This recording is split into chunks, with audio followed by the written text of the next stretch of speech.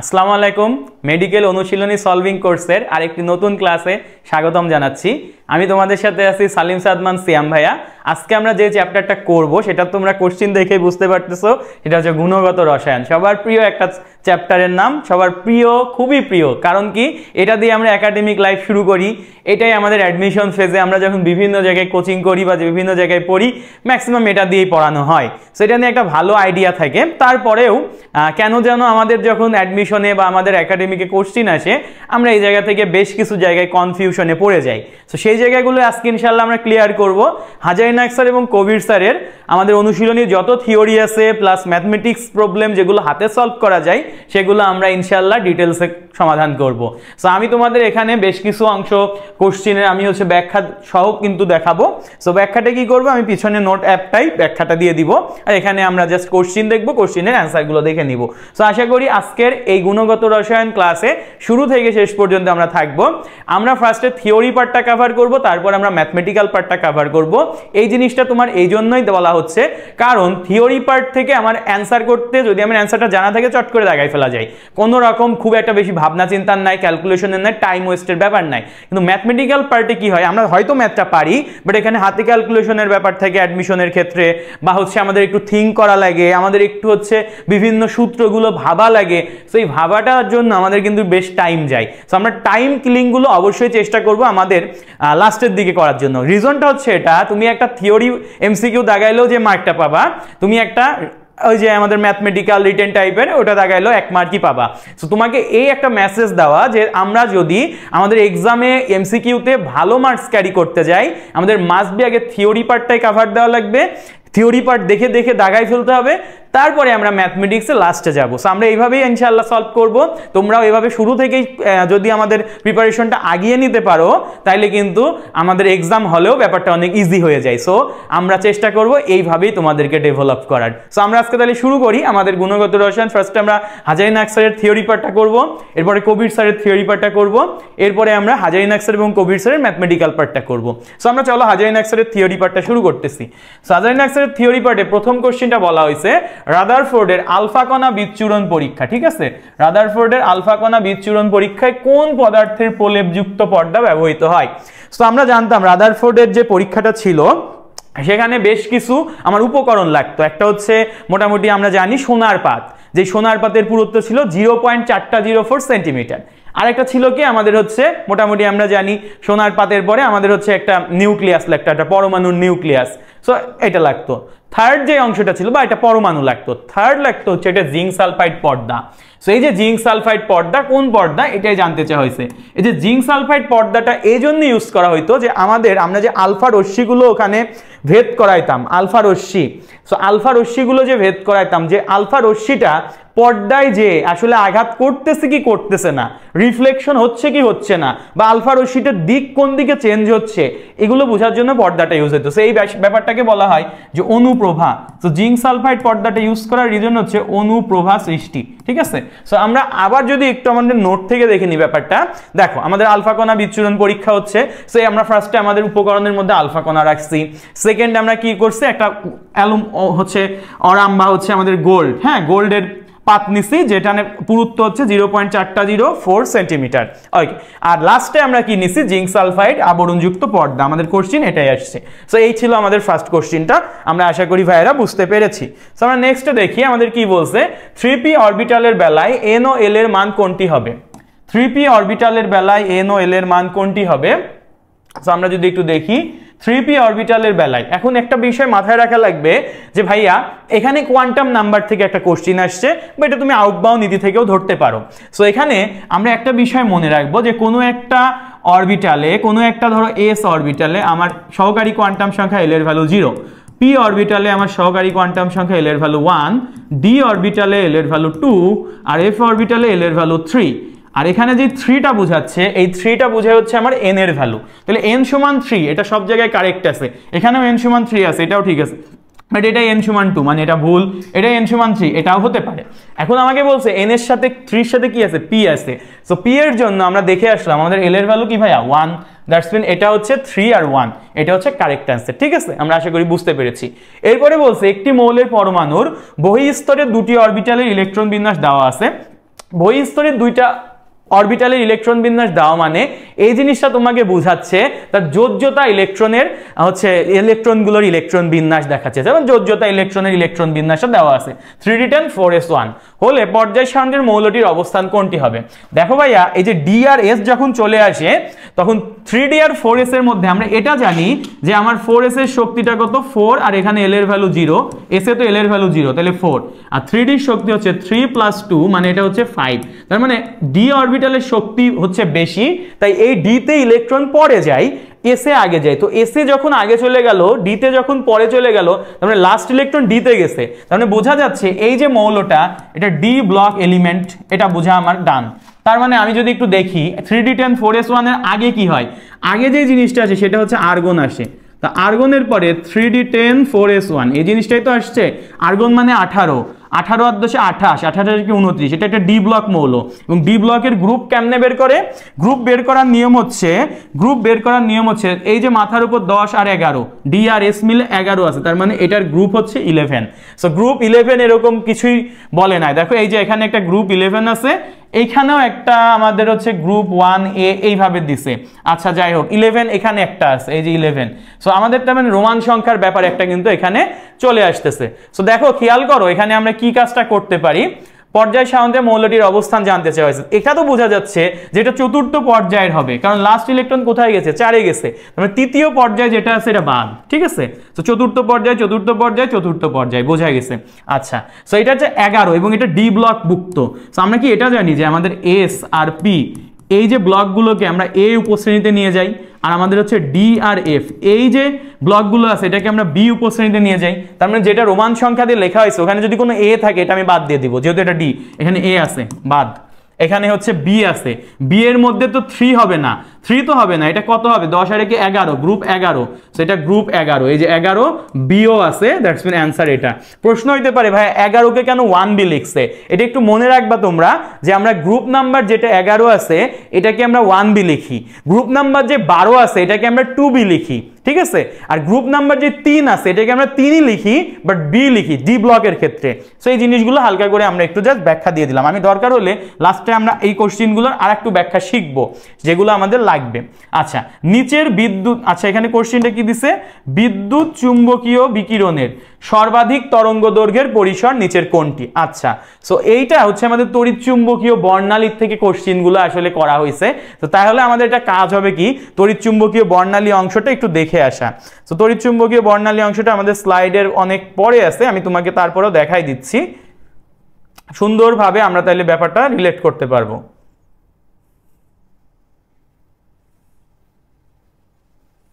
ওকে এখানে বেশ কিছু ব্যবহার আমার, বেশ কিছু কোশ্চেন আমার কাজে লাগবে, সেই জায়গাটা তোমরা একটু ভালোভাবে বুঝার ট্রাই করবো। হ্যাঁ এই যে এখানে দেখো, সো আমাদের এখানে দেখো বেশ কিছু অংশ এখানে কিন্তু কাভার করা হচ্ছে। দেখো তড়িৎ চুম্বকীয় বিকিরণ যেটা আছে, দেখো আমাদের মোটামুটি মহাজাগতিক রশ্মি, গামা রশ্মি, রঞ্জন রশ্মি, অতিবেগুনি রশ্মি, দৃশ্যমান আলো, অবলোহিত রশ্মি, মাইক্রোওয়েভ, রেডিওওয়েভ। এখন এইগুলো কেন সিরিয়ালি তোমাকে মনে রাখা লাগবে, এই একটা রিজনেই মনে রাখা লাগবে, ওই যে একটা কোশ্চেন কেবল দেখে আসলা যে তড়িৎ চুম্বকীয় বিকিরণ যে বর্ণালীগুলা এগুলোর তোমার হচ্ছে তরঙ্গ দৈর্ঘ্যের পরিসর বা শক্তির ব্যাখ্যা এগুলো চাইতে পারে। সো দেখো আমরা যত একটা এখানে তো এগুলো সিরিয়ালি আছে, সো সিরিয়ালি আমরা যত উপর থেকে নিচে যাব তুমি মনে রাখবে আমার তরঙ্গ দৈর্ঘ্যটা বেড়ে যাবে, কি বাড়বে তরঙ্গ দৈর্ঘ্য বাড়বে, যে ল্যামডাটা বাড়বে এবং আমরা এটাও জানি ল্যামডার সাথে আমাদের ই তারপরে হচ্ছে নিউ বার এই যে জিনিসগুলো আছে এই জিনিসগুলো সবাই হচ্ছে ব্যস্তানুপাতিক। কি ভাইয়া ব্যস্তানুপাতিক, এই জিনিসগুলো সবাই হচ্ছে ব্যস্তানুপাতিক। তো এই জিনিসগুলো যেহেতু ব্যস্তানুপাতিক তাহলে বলো যে ল্যামডা যদি আমার বাড়ে তাহলে আমার ই তারপরে কম্পাঙ্ক তরঙ্গ সংখ্যা এগুলো সব কমে যাবে, এগুলো কমে। সো এই যে সিরিয়ালটা মনে রাখা এই জন্য জরুরি। এবং সিরিয়ালটা মনে রাখার একটা ছন্দ আছে, ছন্দটা হচ্ছে সি জিক্সু, হ্যাঁ জিক্সু, VIM ভিমড়ি খাই। সো ছন্দটা খুবই একটু সিলি লাগতে পারে, বাট ভাইয়ার যখন মনে থাকে তোমাদের ইনশাআল্লাহ মনে থাকবে। দেখো কিভাবে মিলে, সো এই যে কসমিক, সিতে হচ্ছে মহাজাগতিকের ইংলিশ কসমিক রে, জিতে হচ্ছে গামা রে, এক্সতে হচ্ছে এক্স রে, বাংলায় বলে রঞ্জন রশ্মি, তারপরে আমাদের হচ্ছে ইউতে আছে আলট্রাভায়োলেট রে বা অতিবেগুনি রশ্মি, ইউতে হচ্ছে আমাদের আলট্রাভায়োলেট লে গেল, ভিতে হচ্ছে ভিজিবল রে, আইতে হচ্ছে ইনফ্রারেড রে, এমতে হচ্ছে মাইক্রোওয়েভ, আরতে হচ্ছে রেডিওওয়েভ। সো তুমি যত নিচে যাবা তত আমার তরঙ্গ দৈর্ঘ্যটা বাড়বে। সো আমাদের কোশ্চেন কোশ্চিনটা কি ছিল, আমাদের কোশ্চিনটা যেটা ছিল, কোশ্চিন ছিল হচ্ছে বিদ্যুৎ চুম্বকীয়, হ্যাঁ বিদ্যুৎ চুম্বকীয় বিকিরণের সর্বাধিক তরঙ্গ দৈর্ঘ্যের পরিসর কোনটি। সো সব থেকে নিচে কি ছিল, আমি যখন খেয়াল করলাম যে আমার সি জিক্সু ভিমরি খাই, সো তখন আমি দেখলাম সবার লাস্টের দিকে আমার হচ্ছে রেডিও ওয়েভ এটা ছিল, মাইক্রোওয়েভ রেডিও ওয়েভ ছিল। সো এখানে যে টেলিভিশন যে তরঙ্গটা এইটা সবার নিচে ছিল, সো এটার হচ্ছে তরঙ্গ দৈর্ঘ্যটা সবচেয়ে বেশি। ওকে, আচ্ছা নিচের চারটি কোয়ান্টাম সংখ্যার মানের কোন সেটটি একটি ডি ইলেকট্রনের জন্য সঠিক। তুমি যদি চালাক হও, আমি একটু আগে তোমাকে লিখে দিছি যে কোনো একটা ডি অরবিটালে এল এর ভ্যালু হচ্ছে 2। সো আমরা কোয়ান্টাম সংখ্যার সেট যখন লিখি আমরা এইভাবে লিখি, ফার্স্টে এন এর ভ্যালু লিখি, তারপর এল এর ভ্যালু লিখি, তারপর এম এর ভ্যালু লিখি, তারপর এস এর ভ্যালু লিখি। সো 2 নাম্বারটা হচ্ছে এল এর ভ্যালু, আমার ডির জন্য বলছে যে ডিতে এল এর ভ্যালু 2, তাহলে 2 নাম্বারে 2 আছে সেটাই খালি থাকবে, বাকিগুলো কেটে দিবা। এটা 2 নাম্বারে 3 আছে কাটো, এটা 2 নাম্বারে 2 আছে রাখো, এটা 2 নাম্বারে 3 আছে কাটো, এটা 2 নাম্বারেও 2 আছে, ওকে এই দুইটার মধ্যে তাহলে যে কোনো একটা হবে। এখন খেয়াল করো আমরা জানি আমাদের এস লাস্টেরটা হচ্ছে এস বোঝায়, আর এস হচ্ছে কোনো একটা স্পিন কোয়ান্টাম নাম্বার, হয় হবে প্লাস আপ নাই হবে মাইনাস আপ, এর বাইরে কোনো সংখ্যা হইতে পারবে না। সো এখানে দেখো 0 আছে, মানে এইটাও কাটা, অ্যান্সার হচ্ছে এইটা। ঠিক আছে, আশা করি বুঝতে পারছি। সেম আর একটা কোশ্চেন নিচে দেওয়া আছে, সো আমরা একটু ক্লিন করে 6 নম্বরে যাচ্ছি। 6 নম্বরে আমাদের কি বলছে, নিচের চারটি কোয়ান্টাম সংখ্যার কোন মানটি অবাস্তব। অবাস্তব কখন হয়, অবাস্তব আমাদের কিছু জিনিস মাথায় রাখা লাগবে। আমাদের প্রিন্সিপাল কোয়ান্টাম নাম্বার হচ্ছে এন, এখন এন এর মান যত হবে এল এর মান, ধরো এন এর মান 3 আছে, তাহলে এল এর মান কি কি হতে পারবে বলো। একটা প্রিন্সিপাল একটা সহকারী কখনো সমান পদ ডিজার্ভ করে বা বিলং করে তো না, আমরা বাস্তবভাবে চিন্তা করি। সো আমাদের এন এর ভ্যালু হচ্ছে প্রিন্সিপাল কোয়ান্টাম নাম্বার, সহকারী না, সহকারী তাহলে কি 3 এর সমান হইতে পারবে না, তাহলে 3 এর থেকে এক কম থেকে শুরু হবে, তাহলে এটা হতে পারবে 2 1 0, কখনো 3 হতে পারবে না। এখন যদি প্রিন্সিপালও 3 হয় সহকারীও 3 হয় তাহলে হবে না। এখন এম এর ভ্যালু কি কি হইতে পারে, এম এর ভ্যালু আমরা জানি যে আমার এল এর ভ্যালুর সাথে ডিপেন্ডেন্ট। সো এল এর ভ্যালু, এম এর ভ্যালুটা কি হয় মাইনাস এল হতে 0 সহ প্লাস এল, তাহলে এখানে 2 হলে এম এর ভ্যালু হবে -2 -1 0 +1 +2 এগুলো হতে পারে। এটা হলে 1 হলে এটা -1 0 +1, 0 এর জন্য 0। সো এই হচ্ছে আমার এন এল এম, আর এস এর তো বলে আসছি plus up minus up. So খেয়াল করো এখানে হচ্ছে 3, হ্যাঁ এল এর ভ্যালু 1 কম দিয়ে হতে পারে, এম এর ভ্যালু হ্যাঁ -2 হতে পারে। সো এটা হতে পারে, আমার চয়েস হচ্ছে অবাস্তব। তাহলে এন এর ভ্যালু 4, এল এর ভ্যালু 0, এম এর ভ্যালু 0, হ্যাঁ এটাও হতে পারে। এন এর ভ্যালু 3, এল এর ভ্যালু 2, আচ্ছা এল এর ভ্যালু 2 হলে এম এর ভ্যালু যেন কি কি হতে পারে -2 -1 0 +1 +2। লিখার রিজন হচ্ছে এখানে দেখো -3 দিয়ে রাখছে, এই যে -3 দিয়ে রাখছে এটা তো হতে পারবে না এম এর ভ্যালু, তাহলে এটা হতে পারবে না, এটাই আমার অ্যান্সার। ঠিক আছে, আমরা আশা করি বুঝতে পারছি।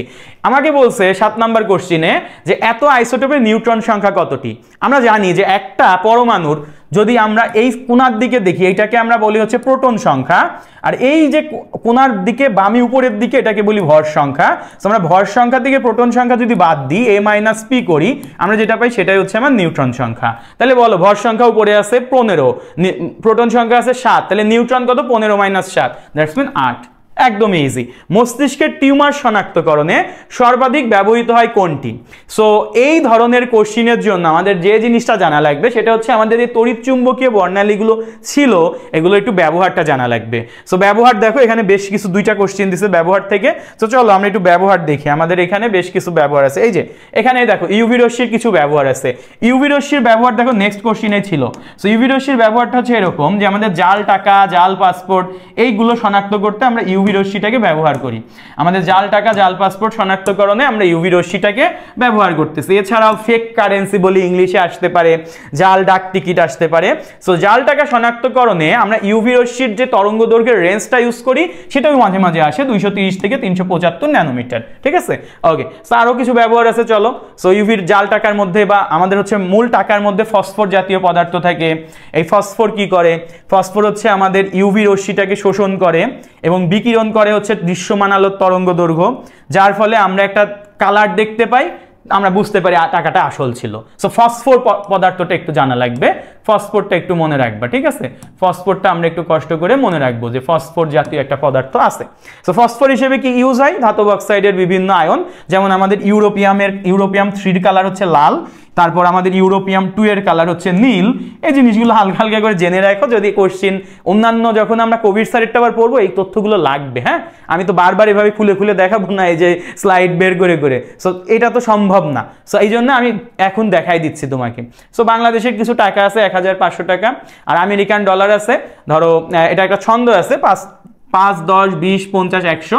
ছন্দটা হচ্ছে কালারগুলো মনে রাখার, নীলাশা হক। সো $5 হচ্ছে নীল, লাতে হচ্ছে $10, সাথে হচ্ছে সবুজ $20, এরকম করে তুমি ছন্দটা জাস্ট একটু মাথায় রাখো, নীলাশা হক মনে রাখলে 5, 10, 20, 50, 100। সো আমরা যে জায়গাটায় ছিলাম সেটা হচ্ছে আমার মূলত এমআরআই এর ব্যবহারের জন্য। এমআরআই এর পূর্ণরূপ এটা আসবে magnetic resonance imaging, magnetic resonance imaging, ঠিক আছে, অর্থাৎ চুম্বক ক্ষেত্রের সাহায্যে অত্যাধুনিক প্রক্রিয়ায় 3D ছবিগুলো তোলা হয় এই এমআরআই পদ্ধতিতে। সো এমআরআই পদ্ধতিতে তুমি বিভিন্ন মস্তিষ্কের এই যে টিউমার, আমি যে তথ্যটা চাচ্ছিলাম, মস্তিষ্কের টিউমার, কোমল টিস্যু যেমন মেরুমজ্জায় টিউমার শনাক্তকরণে এমআরআই অত্যন্ত কার্যকর। এবারে এমআরআই যেটা অনুযায়ী কাজ করে সেটা হচ্ছে এনএমআর নীতির উপর কাজ করে। এনএমআর এর পূর্ণরূপ আবার কি? Nuclear magnetic resonance. এখন কিছু কোশ্চেন আসে, নিচের কোনটি এনএমআর সক্রিয়? দেখবা ভাইয়া, এনএমআর সক্রিয় হতে গেলে তাকে মাস্ট হয় আমার বেজোড় সংখ্যক প্রোটন থাকা লাগবে, নাহলে বেজোড় সংখ্যক নিউট্রন থাকা লাগবে। কি আমার প্রোটন অথবা নিউট্রনকে কি হতে হবে? বিজোড় সংখ্যক হতে হবে, তাহলেই তারা এনএমআর সক্রিয় হবে। ঠিক আছে, এই কোশ্চেনগুলো সামনে পাবো, আমি কিন্তু থিওরিতে আলোচনা করব না। সো এমআরআই এর ব্যবহার আছে এখানে, যে আমাদের মস্তিষ্কের টিউমার শনাক্তকরণে, এছাড়াও কিছু ব্যবহার কিন্তু সুন্দর মতো দেওয়া আছে। সো আমরা সবকিছুই পড়ে ফেলছি, চলো এবার কোশ্চেন সলভে চলো। সো কোশ্চেন সলভে গেলে আমরা যে কোশ্চেনগুলো পাচ্ছি সেটা হচ্ছে মস্তিষ্কের টিউমার শনাক্তকরণে সর্বাধিক ব্যবহৃত হয় কোনটি? এখন আর আশা করি ভুল হবে না, এমআরআই, ম্যাগনেটিক রেজোনেন্স ইমেজিং, ফুল ফর্মটা আসবে সামনে। জাল নোট শনাক্তকরণে তুমি কোন পদ্ধতির সাহায্য নিবা? এমআরআই, এনএমআর, ডট নাকি হচ্ছে ইউভি? অবশ্যই ইউভি রশ্মির, একটু আগেই পড়ছো, এবং এখানে ইউভি রশ্মির 230 থেকে 375 ন্যানোমিটার তরঙ্গ দৈর্ঘ্যের পরিসরটা ইউজ করা হচ্ছে।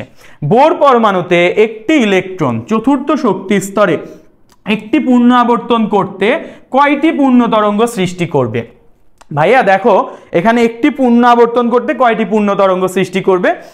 এর জন্য মনে রাখবা তোমার একটা সূত্র, সেটা হচ্ছে 2πr equals to n lambda, equals to কি ভাইয়া? n lambda. এটা হচ্ছে n, এটা হচ্ছে ল্যামডা। সো তুমি দেখো একবার ঘুরে আসলে 2πr হয়, 2πr পরিমাণ সে আমাদের পরিধির সমান দূরত্বটা অতিক্রম করতেছে। সো আমাকে এখানে বলছে বোর পরমাণুতে ইলেকট্রন চতুর্থ শক্তি স্তরে, মানে চতুর্থ শক্তি স্তর মানে এন এর ভ্যালুটা বসাই দাও, এন এর ভ্যালু 4, তাহলে 4 ল্যামডা পরিমাণ সে দূরত্ব অতিক্রম করতেছে, তাহলে অ্যান্সার কি হবে ভাইয়া? 4। ঠিক আছে, আশা করি বুঝতে পারছো। এবার সোডিয়ামের শিখা পরীক্ষায় কত তরঙ্গ দৈর্ঘ্যের বর্ণালী সৃষ্টি হয়? সো আমাদের বিভিন্ন শিখা পরীক্ষা আছে, শিখা পরীক্ষার রেসপেক্টিভে বিভিন্ন কালার দেয় এক একটা বর্ণ, এবং এই কালার দেওয়ার জন্য তাদের তরঙ্গ দৈর্ঘ্যের একটা মান আছে, সে মানটা একটু মনে রাখবা। আমাদের হচ্ছে এখানে 590 ন্যানোমিটার হবে সোডিয়ামের ক্ষেত্রে, খুব একটা আসে না, বাট অনুশীলনীতে আছে, চলে আসতে পারে। এখন রিডবার্গ সমীক ধ্রুবকের মান আমরা সবাই জানি, রিডবার্গ ধ্রুবকের বেশ কিছু মান আছে। সো আমরা যদি এখানে দেখাই দিই, আমরা একটু উপরে নিয়ে যাই এটাকে, তারপর দেখাই 12 নাম্বার রিডবার্গ ধ্রুবকের মান। সো রিডবার্গ ধ্রুবক আমাদের আছে হচ্ছে RH equal to 109,678 per centimetre, অথবা এটাকে লেখা যায় 1.09678 ইন্টু 10⁻7 পার মিটার। দেখো এখন কোনটাই দেওয়া আছে? রিডবার্গ ধ্রুবকের মান চাইছে, এখানে রিডবার্গ ধ্রুবকের মান দেওয়া হয়েছে যে এটা 1.0967 10⁻7 পার মিটার। সো এইটাই হচ্ছে আমার অ্যান্সার। ঠিক আছে, বোঝা গেছে আশা করি। নিচের কোন সমীকরণটি সঠিক নয়? সো অনেকগুলো সমীকরণ দেওয়া আছে, এখন বলছে কোনটা সঠিক নয়। এখন আমরা যদি 3 নাম্বারটায় আসি, E সমান H নিউ, এটা তো আমরা সবাই জানি, এটা হচ্ছে সঠিক। এরপরে আসো nu bar equals to c by lambda, আমরা ইচ্ছা করলে এটা সমান লিখতে পারি যে ডেল্টা ই সমান এইচ নিউকে ভেঙে লিখতে পারি h c by lambda, nu এর জায়গায় তুমি সি বাই ল্যামডা লিখতেই পারলে, তার মানে এটাও সঠিক। এখন বলছে nu bar equals to 1 by lambda, এটাও আমরা জানি, তো ওয়েভ নাম্বার মানে তরঙ্গ সংখ্যা ইকুয়ালস টু তরঙ্গ দৈর্ঘ্যের অপোজিট 1 বাই ল্যামডা, এটাও সঠিক। সঠিক না কোনটা? এই যে এইটা, ডেল্টা ই সমান এইচ নিউ। তুমি যদি এই সূত্রটাই দেখো, এখান থেকে দেখা যাচ্ছে যে ই আর ল্যামডার সম্পর্ক হচ্ছে ব্যস্তানুপাতিক 1 বাই ল্যামডা, তাহলে এইটা আবার সমানুপাতিক দাও, তাহলে এটা সঠিক নয়, এটাই হচ্ছে অ্যান্সার।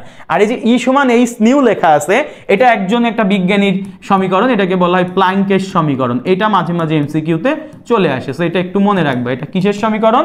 প্ল্যাঙ্কের সমীকরণ। ওকে, সো এই যে প্ল্যাঙ্কের কথা বললাম, প্ল্যাঙ্কের ধ্রুবকের মান অলরেডি কোশ্চেনে দিয়ে দিছে।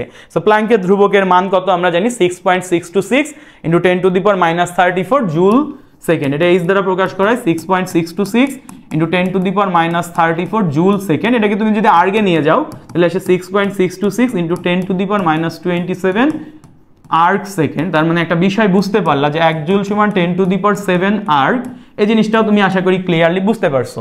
তো এখন দেখো এই কোনটার সাথে মিলে, এটা তো অপশনে আসেই না, এটা হবেও না। 6.626 10⁻34 জুল সেকেন্ড, এই যে মিলে গেছে। সো এটাই হচ্ছে অ্যান্সার। বোর ব্যাসার্ধের মান কত? তোমরা যখন বোর পরমাণু মডেল পড়ছো তখন দেখছো যে হাইড্রোজেনের একটা ইলেকট্রন যখন প্রথম কক্ষপথে ঘুরতেছে তার এটা ব্যাসার্ধের মান তোমার মুখস্থ রাখা লাগছে। যখন সে প্রথম কক্ষপথে ঘুরতেছে তখন তার একটা বেগের মান মুখস্থ রাখা লাগছে, তার একটা শক্তির মান মুখস্থ রাখা লাগছে। সো যখন প্রথম কক্ষপথে ঘুরতেছিল তখন তার ব্যাসার্ধের মানটা এরকম ছিল যে R1 = 0.53 অ্যাংস্ট্রম।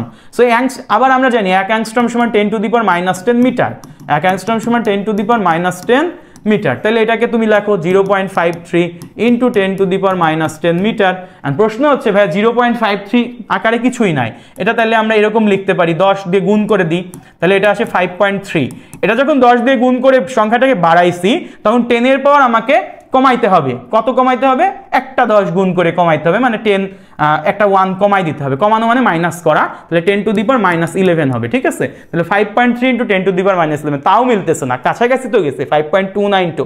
তো এটাই হবে অ্যান্সার, ক নাম্বারটা। ঠিক আছে, নিচের কোনটি কম্পোজিট কণিকা? ভাইয়া কম্পোজিট কণিকা আমাদের, তারপর স্থায়ী কণিকা, অস্থায়ী কণিকা, বেশ ধরনের কণিকা আছে। স্থায়ী কণিকা কয়টা ছিল? 3টা, ইলেকট্রন, প্রোটন, নিউট্রন। এই যে পেন দিয়ে মনে রাখা যেত, proton, electron, neutron, PEN, pen. আচ্ছা, মনে রাখা এমনি যাই। আচ্ছা, কম্পোজিট কণিকা ছিল মাত্র 2টা। কয়টা? 2টা। একটা আমার ছিল হচ্ছে আলফা কণা, একটা ছিল আমার আলফা কণা, আর একটা ছিল হচ্ছে ডিউটেরন কণা। এই যে ডিউটেরন কণা। ঠিক আছে, ডিউটেরিয়ামও কিন্তু অপশনে আছে, ভুল করো না, ডিউটেরন হবে অ্যান্সার। নিচের কোন জোড়া আইসো বার? এই যে বার র, লাস্টে র আছে, মানে ভর সংখ্যাটা সেম। মনে রাখবে আইসো কথাটা একই, আইসো মানে হচ্ছে একই, আর বার মানে ভর সংখ্যা, তার মানে ভর সংখ্যা একই কার কার? ভাই ভর সংখ্যা কোথায় থাকে? বামে কোনায় উপরে থাকে। তাহলে উপরে কোথায় কোথায় মিল আছে? এই যে 14 মিলে গেছে, এটাই অ্যান্সার। ঠিক আছে, আর কোনো দেখার দরকার নেই। নিচের কোনটি আইসোটোন? আর দেখবা লাস্টে আবার অনেক সময় ঘ নাম্বারে থাকে যে ক, খ, উভয় বা সবগুলো, ওটা একটু দেখবা। নিচের কোন জোড়া আইসোটোন? মানে টোন, দন্তের ন মিলছে, মানে আইসোটোন মানে নিউট্রন মিলতে হবে। সো বাকিগুলো তুমি আস্তে আস্তে করে দেখো। তুমি হচ্ছে এইটা এসে যদি একটু দেখো, এইখানে ধরো, এই যে এখানে উপরেরটা মাইনাস নিচেরটা, অর্থাৎ ভর সংখ্যা মাইনাস প্রোটন সমান নিউট্রন। তাহলে এখানে নিউট্রন কত? 14 - 6 8টা, 16 মাইনাস আর 8টা, দেখো 8 8 মিলে গেছে, তাহলে এটাই হচ্ছে অ্যান্সার। নিচের কোনটি ডি ব্রগলির সমীকরণ নামে পরিচিত? আমরা জানি যে আমাদের বোর পরমাণু মডেলের পরে বোর পরমাণু মডেলের বেশ কিছু সীমাবদ্ধতা ছিল। কি কি সীমাবদ্ধতা? আমাদের যে আধুনিক যে তরঙ্গ ইকুয়েশনগুলো আছে, বা আমাদের যে আধুনিক যেই তত্ত্বগুলো আছে, সেইগুলো বোর তত্ত্ব ব্যাখ্যা করতে পারেন নাই। যেমন এরকম কিছু ছিল, কোয়ান্টাম বলবিদ্যা বলা হয় এটাকে আর কি, শ্রোডিঞ্জার তরঙ্গ ইকুয়েশন ব্যাখ্যা করতে পারেন নাই, ডি ব্রগলিটা ব্যাখ্যা করতে পারেন নাই, হাইজেনবার্গের অনিষ্টান ব্যাখ্যা করতে পারেন নাই। তো ডি ব্রগলির তরঙ্গ ইকুয়েশনটা এরকম ছিল যে ল্যামডা সমান h/mv। কি ছিল? ল্যামডা সমান h/mv, যেখানে ল্যামডাটা বোঝাচ্ছে তার কি? তরঙ্গ ধর্ম, একটা ইলেকট্রনের তরঙ্গ ধর্ম। আর এখানে যে এম তো হচ্ছে আমার একটা কণার ভর, এটা কিন্তু একটা কণা ধর্ম বোঝাচ্ছে। তার মানে ডি ব্রগলি সাহেব যে আমাদের হচ্ছে তত্ত্বটা দেন, সেটাকে বলা হয় দ্বৈত ধর্ম। ইলেকট্রনের কি ধর্ম? দ্বৈত ধর্ম। দ্বৈত ধর্মটাকে কি বলি আমরা? দ্বৈত ধর্মটাকে আমরা বলতেছি তার হচ্ছে তরঙ্গ ধর্ম এবং কণা ধর্ম। সো এটা হচ্ছে ল্যামডা সমান h/mv, একটু কষ্ট করে মনে রাখবো। আচ্ছা, এরপরে আসো, আমাদের হচ্ছে বোর পরমাণু মডেলে আরো কিছু সূত্র আছে। কৌণিক ভরবেগের সমীকরণ কি?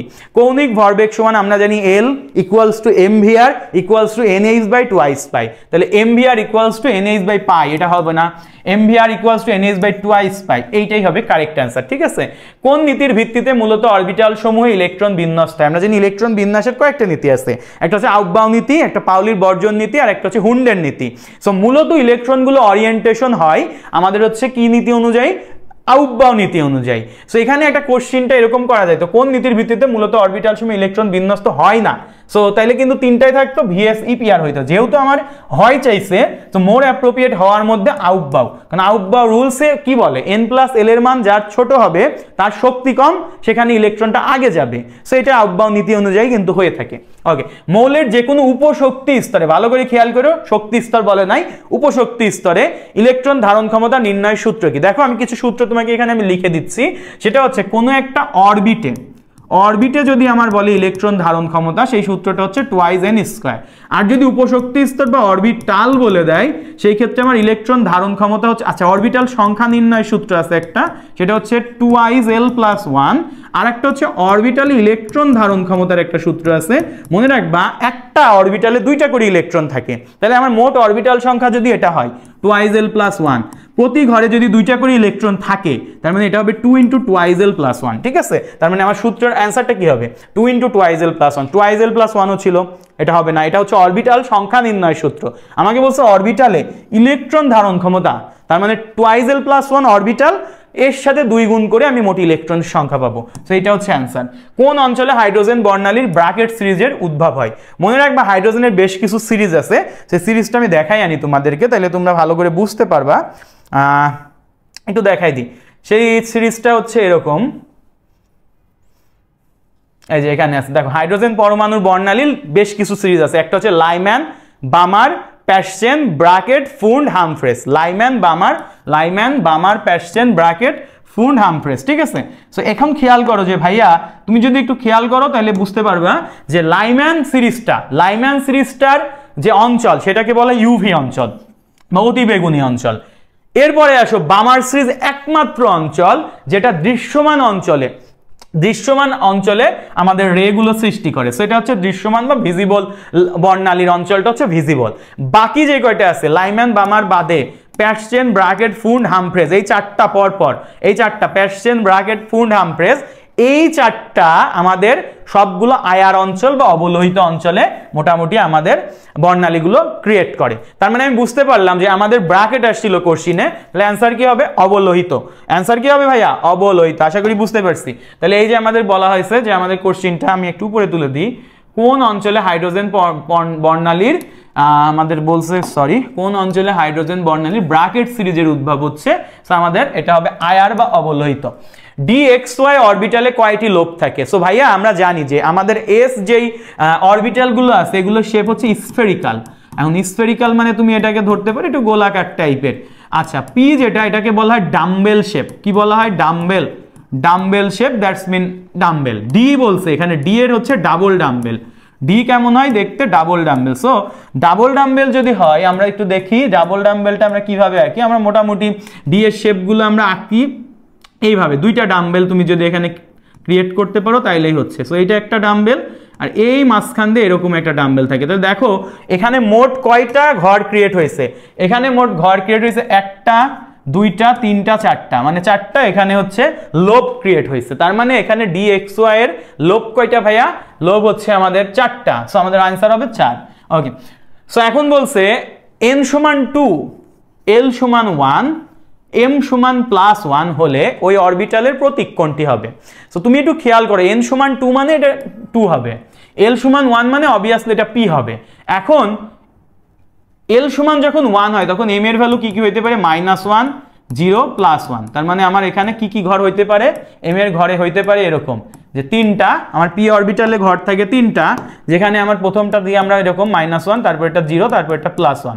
সো আমাদের মাঝখানের যে ঘরটা থাকে এটাকে বলি আমরা px, তার ডান সাইডের ঘরটাকে বলি py, বাম সাইডের ঘরটাকে বলি pz। আমাকে বলছে +1, তাহলে +1 এর ঘর কি? py, তার মানে এটা হচ্ছে 2py, তাহলে এটাই হবে কারেক্ট অ্যান্সার।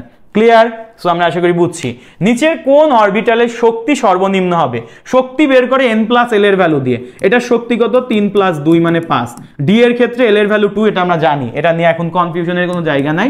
s এর ভ্যালু হচ্ছে s এ l এর ভ্যালু 0, তাহলে এটা হচ্ছে, এটার শক্তি হচ্ছে ভাইয়া কত? 4।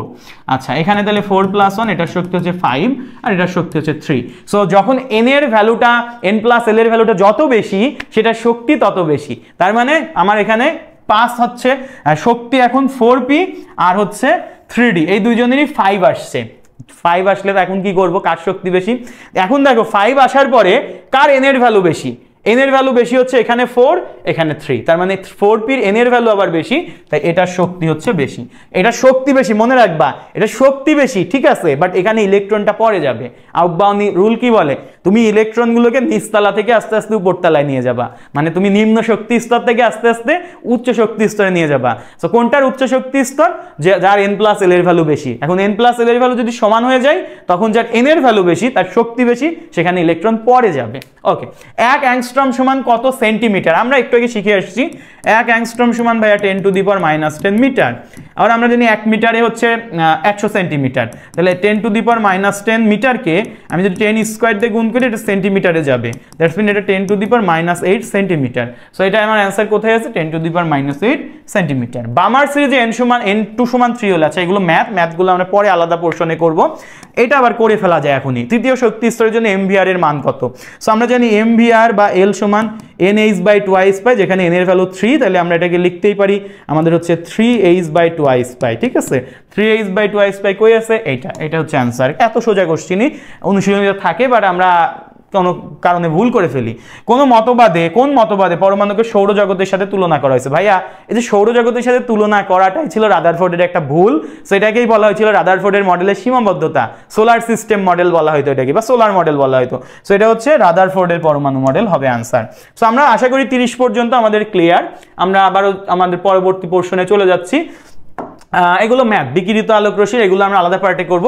কোন আলোক রশ্মির ফ্রিকোয়েন্সি বেশি হবে? ভাই আমি তোমাকে বলছিলাম, তুমি ওই যে সিরিজটা মনে যদি রাখো, সি জিক্সু ভিমরিখাই, যেখানে তুমি যত উপর থেকে নিচে যাবা তত তোমার তরঙ্গ দৈর্ঘ্য বাড়বে, বাট বাকি যে ফ্রিকোয়েন্সি বলো তরঙ্গ দৈর্ঘ্য বাড়বে, তরঙ্গ সংখ্যা কিন্তু কমে যাবে, শক্তি কমে যাবে, কম্পাঙ্ক কমে যাবে, ঠিক আছে। তার মানে আমাকে বলছে কোন আলোর রশ্মির ফ্রিকোয়েন্সি বেশি, তুমি উপর থেকে নিচে গেলে এইগুলো কমে যাবে, তাহলে ফ্রিকোয়েন্সি যে উপরে আছে তার বেশি। তো এইগুলোর মধ্যে উপরে কে আছে, দেখো রেডিও ওয়েভ সবার নিচে আছে, তাহলে এটা হবে না। আয়ার রশ্মিও মোটামুটি এই মাঝের দিকে নিচে আছে, হবে না। ইউভি রশ্মি কিন্তু একটু উপরের দিকে আছে, এটা হতে পারে। ইউভি রশ্মির উপরে কিন্তু এক্সরে রশ্মি আছে, তাহলে যে যত উপরে আছে তার তত ফ্রিকোয়েন্সি বেশি, যে যত নিচে আছে তার তত ফ্রিকোয়েন্সি কম, তার মানে আমার এক্সরে রশ্মি হবে অ্যান্সার, ঠিক আছে। সেই জিনিসটা মাথায় রাখবো আমরা। অসীম দূরত্ব থেকে কোনো ইলেকট্রন তৃতীয় শেলে স্থানান্তরিত হলে কোন বর্ণালী সিরিজের উদ্ভব হবে? ভাইয়া দেখো, ইলেকট্রন অসীম থেকে আসছে, ডাজন্ট ম্যাটার, আমার এসে থামছে কোথায়, তৃতীয় শেলে। আমি বলছিলাম ফার্স্ট শেলে আসলে সেটা হয় লাইম্যান, সেকেন্ড শেলে আসলে সেটা হয় বামার, থার্ড শেলে আসলে সেটা হয় কি, প্যাসচেন। তার মানে আমার কোন সিরিজের সৃষ্টি হবে, প্যাসচেন সিরিজের সৃষ্টি। মনে রাখবা লাইম্যান সিরিজে n1 এর যে ভ্যালুটা আছে, রিডবার্গ সমীকরণ আশা করি সবাই জানি, অবশ্যই থিওরি পার্ট কভার করে এসে এই কোশ্চেন সলভ দেখতে বসবা। এমন যেন না হয় যে ভাই যাই একটু কোশ্চেন সলভ ঢু মেরে আসি।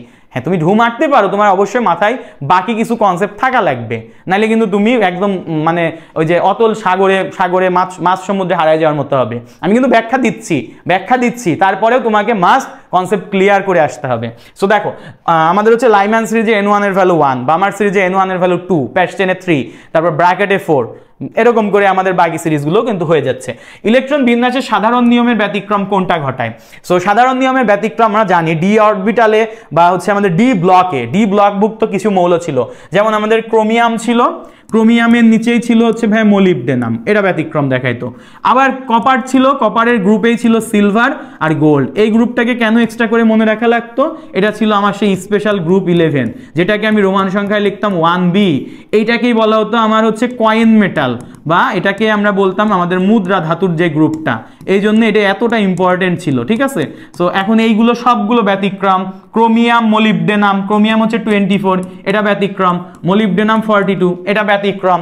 এরপর আরো কিছু ব্যতিক্রম আছে, যেমন আমাদের হচ্ছে ল্যান্থানাইট সিরিজের ল্যান্থানাম, অ্যাক্টিনাইট সিরিজের অ্যাক্টিনিয়াম, আর হচ্ছে অ্যাক্টিনিয়ামের পরেরটা থোরিয়াম। এরা ব্যতিক্রম ধর্মী দেখাই বলেই এরা এফ ব্লকভুক্ত না হয়ে এরা সবাই হয়ে গেছিল ডি ব্লকভুক্ত। এটা কিন্তু বলা হয় ডি ব্লক এলিমেন্ট, ভালো করে খেয়াল রাখো, এটা কিন্তু এফ ব্লক না, এটা রাজাকার বলা হয় কেমিস্ট্রিতে। আচ্ছা ঠিক আছে, রাজাকার নিয়ে অনেক কাহিনী হয়ে গেছে। ইলেকট্রন বিন্যাসের সাধারণ নিয়মের ব্যতিক্রম ঘটায় হচ্ছে ক্রোমিয়াম, ঠিক আছে। নিচের কোন অরবিটাল বক্স পদ্ধতিতে আউটবাউ নীতি মানা হয় নাই? সো আউটবাউ নীতি মানা হয় নাই কোনটাতে, একটু যদি আমরা খেয়াল করি, একটু খেয়াল করো, 2s এর পরে 2p আসে। দেখো আমি যখন s আর p ব্লকের মৌলগুলোকে বলি এদেরকে রিপ্রেজেন্টেটিভ এলিমেন্ট বলা হয়। রিজনটা হচ্ছে আমরা যখন আর্গন পর্যন্ত ইলেকট্রন বিন্যাসটা করি তখন মোটামুটি আমরা এরকম একটা কাহিনী পাই, 1s2 2s2 2p6 3s2 3p6, এই পর্যন্ত কোনো রকম ব্যতিক্রম ধর্মী ইলেকট্রন বিন্যাস কেউ দেখায় না। সো এই যে এদের মধ্যে যদি কেউ থাকে, দেখো s এর পরে p আসতেছে, তার মানে এটা কারেক্ট। তারপর 3s এর পরে 3p আসতেছে, এটাও কারেক্ট। আর 4s আর 3dর মধ্যে আমি এটা জানি যে আমার আগে 4sটাকে ফিল আপ করতে হয়। রিজনটা কি, 4s এর শক্তি হচ্ছে 4 + 0 4, শক্তিটা কম। 3dর শক্তি হচ্ছে 5, সো 5টা আগে আমাকে 5টা পরে ফিল আপ করতে হয়, যেটা শক্তি বেশি সেখানে পরে যাবে, 4s আগে যাবে, তাই 4s আগে ফিল আপ করে 3d তে গেছে, মানে এটাও কারেক্ট। বাট এখানে যদি খেয়াল করো এই জায়গায় 5s আর 5pর মধ্যে অন্য আর একজন ঢোকার দরকার ছিল, সো সেটা যেহেতু ঢোকে নাই তার মানে এটা আমার হচ্ছে ভুল, সো এটা আমার গ হবে অ্যান্সার। আমরা যদি অপশন এলিমিনেশন পারি এই ধরনের প্যাচ লাগানো কোশ্চেন ইনশাআল্লাহ আমরা আটকাবো না, ঠিক আছে? আশা করি বুঝতে পারছি। এবার আসো 36 নাম্বার। 36 নাম্বার কি বলছে, M3 আয়নে, সুন্দর একটা কোশ্চেন, যে M3 আয়নে 23টি ইলেকট্রন থাকলে M এর পারমাণবিক সংখ্যা কত হবে? সো M3 আয়ন মানে বুঝো যে এখানে অলরেডি সে কয়টা ইলেকট্রন ছেড়ে দিছে, যখন মাথার উপর প্লাস থাকে তার মানে সে ইলেকট্রন ছেড়ে দিছে, তার মানে ছেড়ে দেওয়া অবস্থায় M3 তে 23টা ইলেকট্রন আছে, কিন্তু ছাড়ার আগে আরো 3টা ইলেকট্রন ছিল, তার মানে তার ইলেকট্রন আসলেই কত, 26টা। 26 পারমাণবিক সংখ্যা কার, আয়রনের। সো আমাদের M এর পারমাণবিক সংখ্যা হচ্ছে 26 এবং এটা ছিল হচ্ছে আয়রন, সোজা কথা। আচ্ছা, ক্রোমিয়াম পরমাণুতে কয়টি বিজোড় বা অযুগ্ম ইলেকট্রন সংখ্যা আছে? এই কোশ্চেনটা সলভ করার মাধ্যমে তোমার দুইটা বিষয় কভার হবে। এক, একটু আগে দেখে আসছো ক্রোমিয়াম ব্যতিক্রমধর্মী ইলেকট্রন বিন্যাস দেখায়, এটা বোঝা হবে।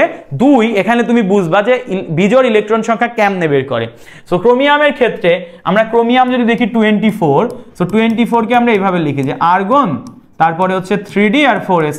সো আমরা জানি এখানে 4s এ 2টা যাওয়ার কথা ছিল, 3d তে 4টা যাওয়ার কথা ছিল, বাট 3d যখন অর্ধপূর্ণ আর এটা সুযোগ থাকে 4টা থেকে 5টা ইজিলি হইতে পারে। সো 3d এখানে 5 হবে আর 4s এখানে 1 হবে, কারণ 3d 5টা মোর স্টেবল। অর্ধপূর্ণ ইলেকট্রন বিন্যাস এবং পরিপূর্ণ ইলেকট্রন বিন্যাসটা আমরা বলি হচ্ছে মোর স্টেবল। সো আমরা এখানে 3d 5 4s 1। খেয়াল করো এখানে বেজোড় ইলেকট্রন কয়টা হইলো? বেজোড় ইলেকট্রন যদি দেখি আমরা এখানে হুন্ডেল লটা অ্যাপ্লাই করব। সো d আর s, s এ তো একটা আছে বিজোড় অবস্থাতে আছে, একটা মানে বিজোড় সংখ্যা একই। আর ডিতে হচ্ছে 5টা ঘর থাকে, 5টা ঘরে 5টা এইভাবে গেছে, তাহলে এই যে এরাও বিজোড় অবস্থায় আছে, এরাও বিজোড় অবস্থায়, তাহলে 5 আর 1 6টা হচ্ছে ক্রোমিয়ামের বিজোড় বা অযুগ্ম ইলেকট্রনের সংখ্যা, ঠিক আছে? নিচের কোন পরমাণুতে ডি অরবিটালে ইলেকট্রন আছে? ডি অরবিটালে ইলেকট্রন শুরু হয় মূলত মনে রাখবে, ডি ব্লক মৌল শুরু হয় 21 নাম্বার থেকে, স্ক্যান্ডিয়াম থেকে ক্যালসিয়াম পর্যন্ত সব এস।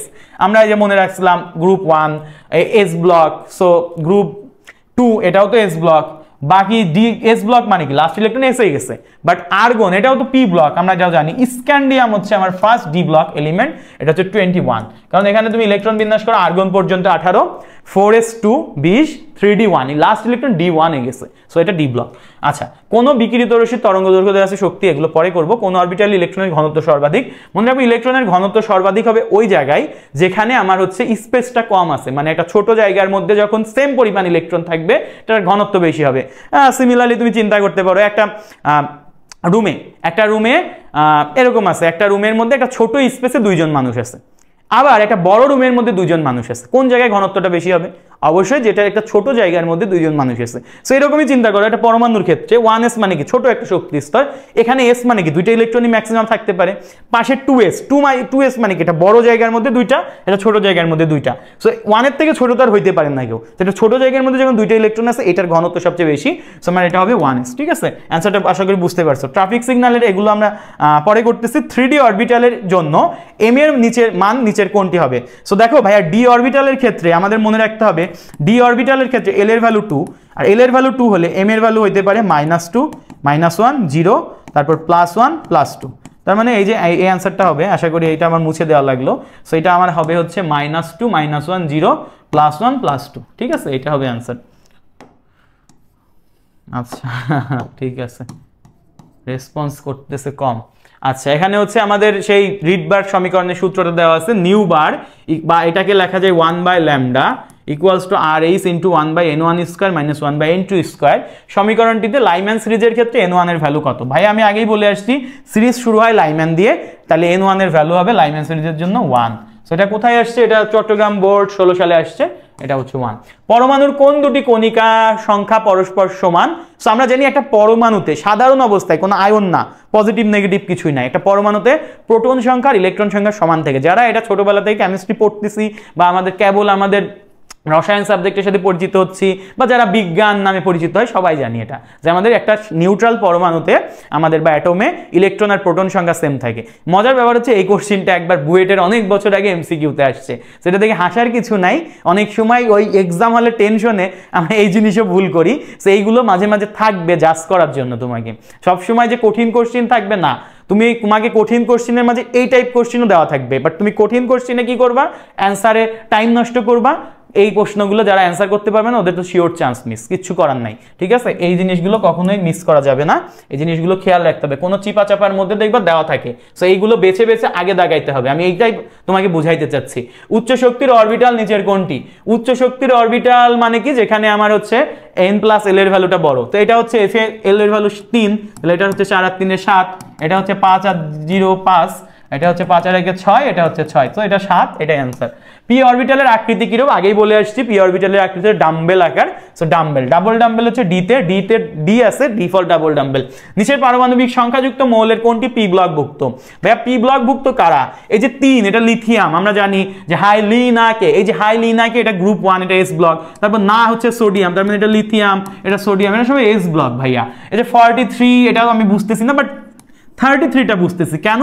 কারণ আমি নাইট্রোজেন চিনি 7, ফসফরাস চিনি 15, তার 18 নিচেই থাকে হচ্ছে আর্সেনিক। নলকূপের পানিতে আর্সেনিক সমস্যা মানে এসবি অ্যান্টিমনি বিদ্যমান মানে বিসমান। সো এই যে 33টা আমি জানি, এবং 33 যে আর্সেনিক এটা গ্রুপ 15, গ্রুপ 13 থেকে 18 পি ব্লক, এক্সেপ্ট আমাদের কি, এক্সেপ্ট হচ্ছে আমাদের হিলিয়াম, তাই না? হিলিয়াম হচ্ছে 1s2, সো এই যে 1s2 এর কারণে ওটা আবার এসে চলে যায়, তার মানে অ্যান্সার হবে কি 33। এই যে আর্সেনিকের গ্রুপ আর পর্যায় কিন্তু বের করতে দেয়, এটা সুন্দর কোশ্চেন কিন্তু। তাহলে গ্রুপ কোনটা?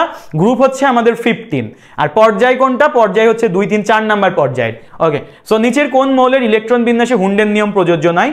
হুন্ডেন নিয়ম প্রযোজ্য নয় কোনটায়? দেখো এখানে আমার বেশ কিছু কোশ্চেন আছে, নিচের কোন মৌলের ইলেকট্রন বিন্যাসে হুন্ডেন নিয়ম প্রযোজ্য নয়। দেখো ক্রোমিয়াম ছিল ব্যতিক্রমধর্মী ইলেকট্রন বিন্যাস, সো ক্রোমিয়ামে কিন্তু আমরা এই কাজটা করছিলাম যে আমাদের ক্রোমিয়ামে আমাদের হচ্ছে এরকম ছিল, আর্গন 3d5 4s1। দেখো হুন্ডের নিয়ম যদি প্রযোজ্য হইতো, হুন্ড বলতেছে যে আমার আগে 4s ফিল আপ করে তারপর 3d যাইতে হবে, বাট আমি দেখলাম যে আমার স্টেবিলিটির জন্য আমি 4s থেকে একটা ইলেকট্রন 3d তে নিয়ে নিলাম।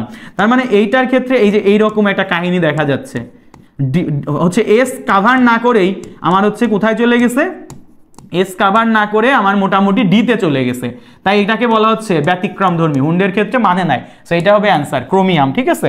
আর বাকিগুলো হুন্ডের নিয়ম মানবে, যেমন নাইট্রোজেনের লাস্ট শেলে 2 আর 5 7, লাস্ট শেলে আছে পিতে 3টা, সো এই যে পিতে এরকম 3টা থেকে 1 2 3, পি এর আগে এসে কাভার করে যায়, সো এসে এরকম 2টা কিন্তু আগে কাভার করে যায়, 1s2 2s2, 2s2 তে 2টা কাভার করে তারপর 2p3 তে, এরকম নাইট্রোজেনের নিচেই ফসফরাস আছে সেম, সালফারও সেম, সো ওইটাই খালি মানতেছে না কারণ ওটা ব্যতিক্রমধর্মী। তরঙ্গ সংখ্যা নিউবার কোন রশ্মির ক্ষেত্রে বেশি হয়? সো আমি জানি যত ল্যামডা যত নিচে যাবে তত বেশি হবে, বাকিগুলো যত উপরে থাকবে তত বেশি হবে। উপরে কারা ছিল? আমি বলছিলাম সিজিক্সু ভীমরেখা, ইউবি মোটামুটি উপরে, সিজিক্সু ভীমরেখায় বলছিলাম, তাই না? আচ্ছা, তার মানে ইউভি সবার উপরে আছে আপাতত, আয়ার তার একটু নিচে আছে। রেড রে মানে বুঝতেছো ভিজিবল রে এর মধ্যে একটা দিছে, ভিজিবল ইউভির, কিন্তু দেখো সিজিক্সু ভীমরেখায় এই জিনিসটার মধ্যে দেখো আমরা দেখছিলাম হচ্ছে ভিতে ভিজিবল রে, এই যে ভিজিবল রে কিন্তু ইউভির নিচে ছিল, আর এই ভিজিবল রে এর মধ্যে রেড রে ছিল, তার মানে এটাও নিচে আছে, আর এক্স রেটা সবার উপরে আছে। এই যে সিজিক্সু ভীমরেখায় জিনিসটা যদি আমি আবার লিখি, দেখো যে এক্স রেটা উপরে আছে সবার, ইউভি তার নিচে আছে, ভিজিবল রে কিন্তু তার নিচে আছে। এর মধ্যে আমরা আবার 7টা ভাগ করতে পারি, যে আমার বেনিয়া সহ কলা, যেমন বেগুনি নীল আসমানি সবুজ হলুদ কমলা লাল, সো রেড রে কিন্তু ওর মধ্যে পড়তেছে, তার মানে আমার অ্যান্সার হবে কি X ray. So X ray কই আছে? এক্স রে দুইবারই কিন্তু অ্যান্সার হইলো।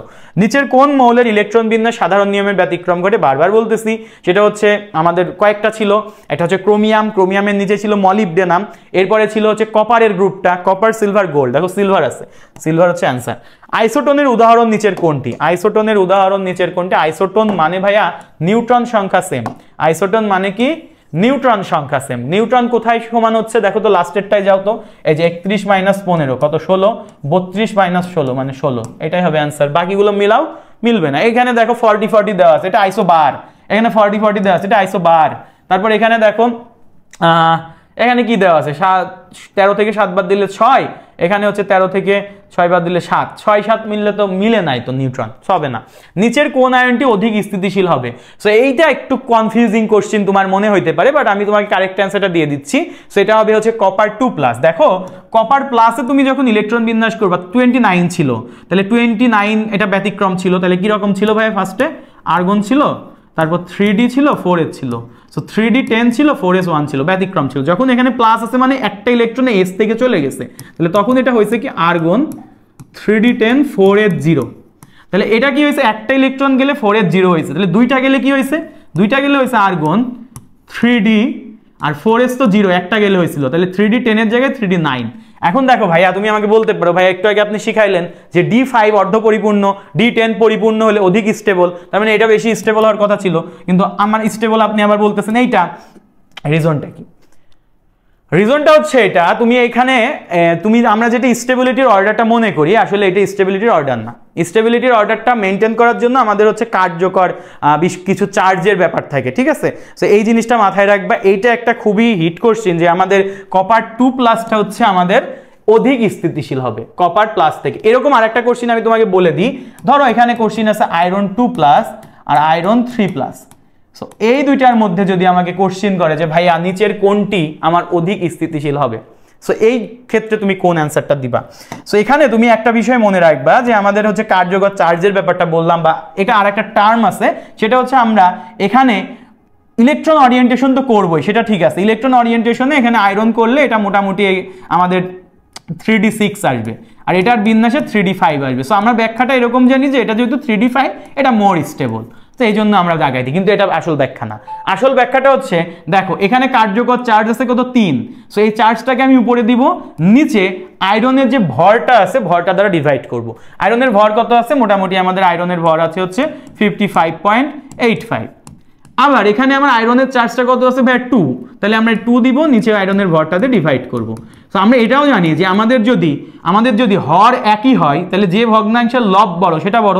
সো আমাদের দেখো দুইটাই কিন্তু হর সেম, তাহলে এখানে লব 2 আর 3 এর মধ্যে 3 বড়, তার মানে এইটার চার্জ কার্যকর চার্জের মান বেশি, তাই এইটা হচ্ছে আমার মোর স্টেবল, ঠিক আছে?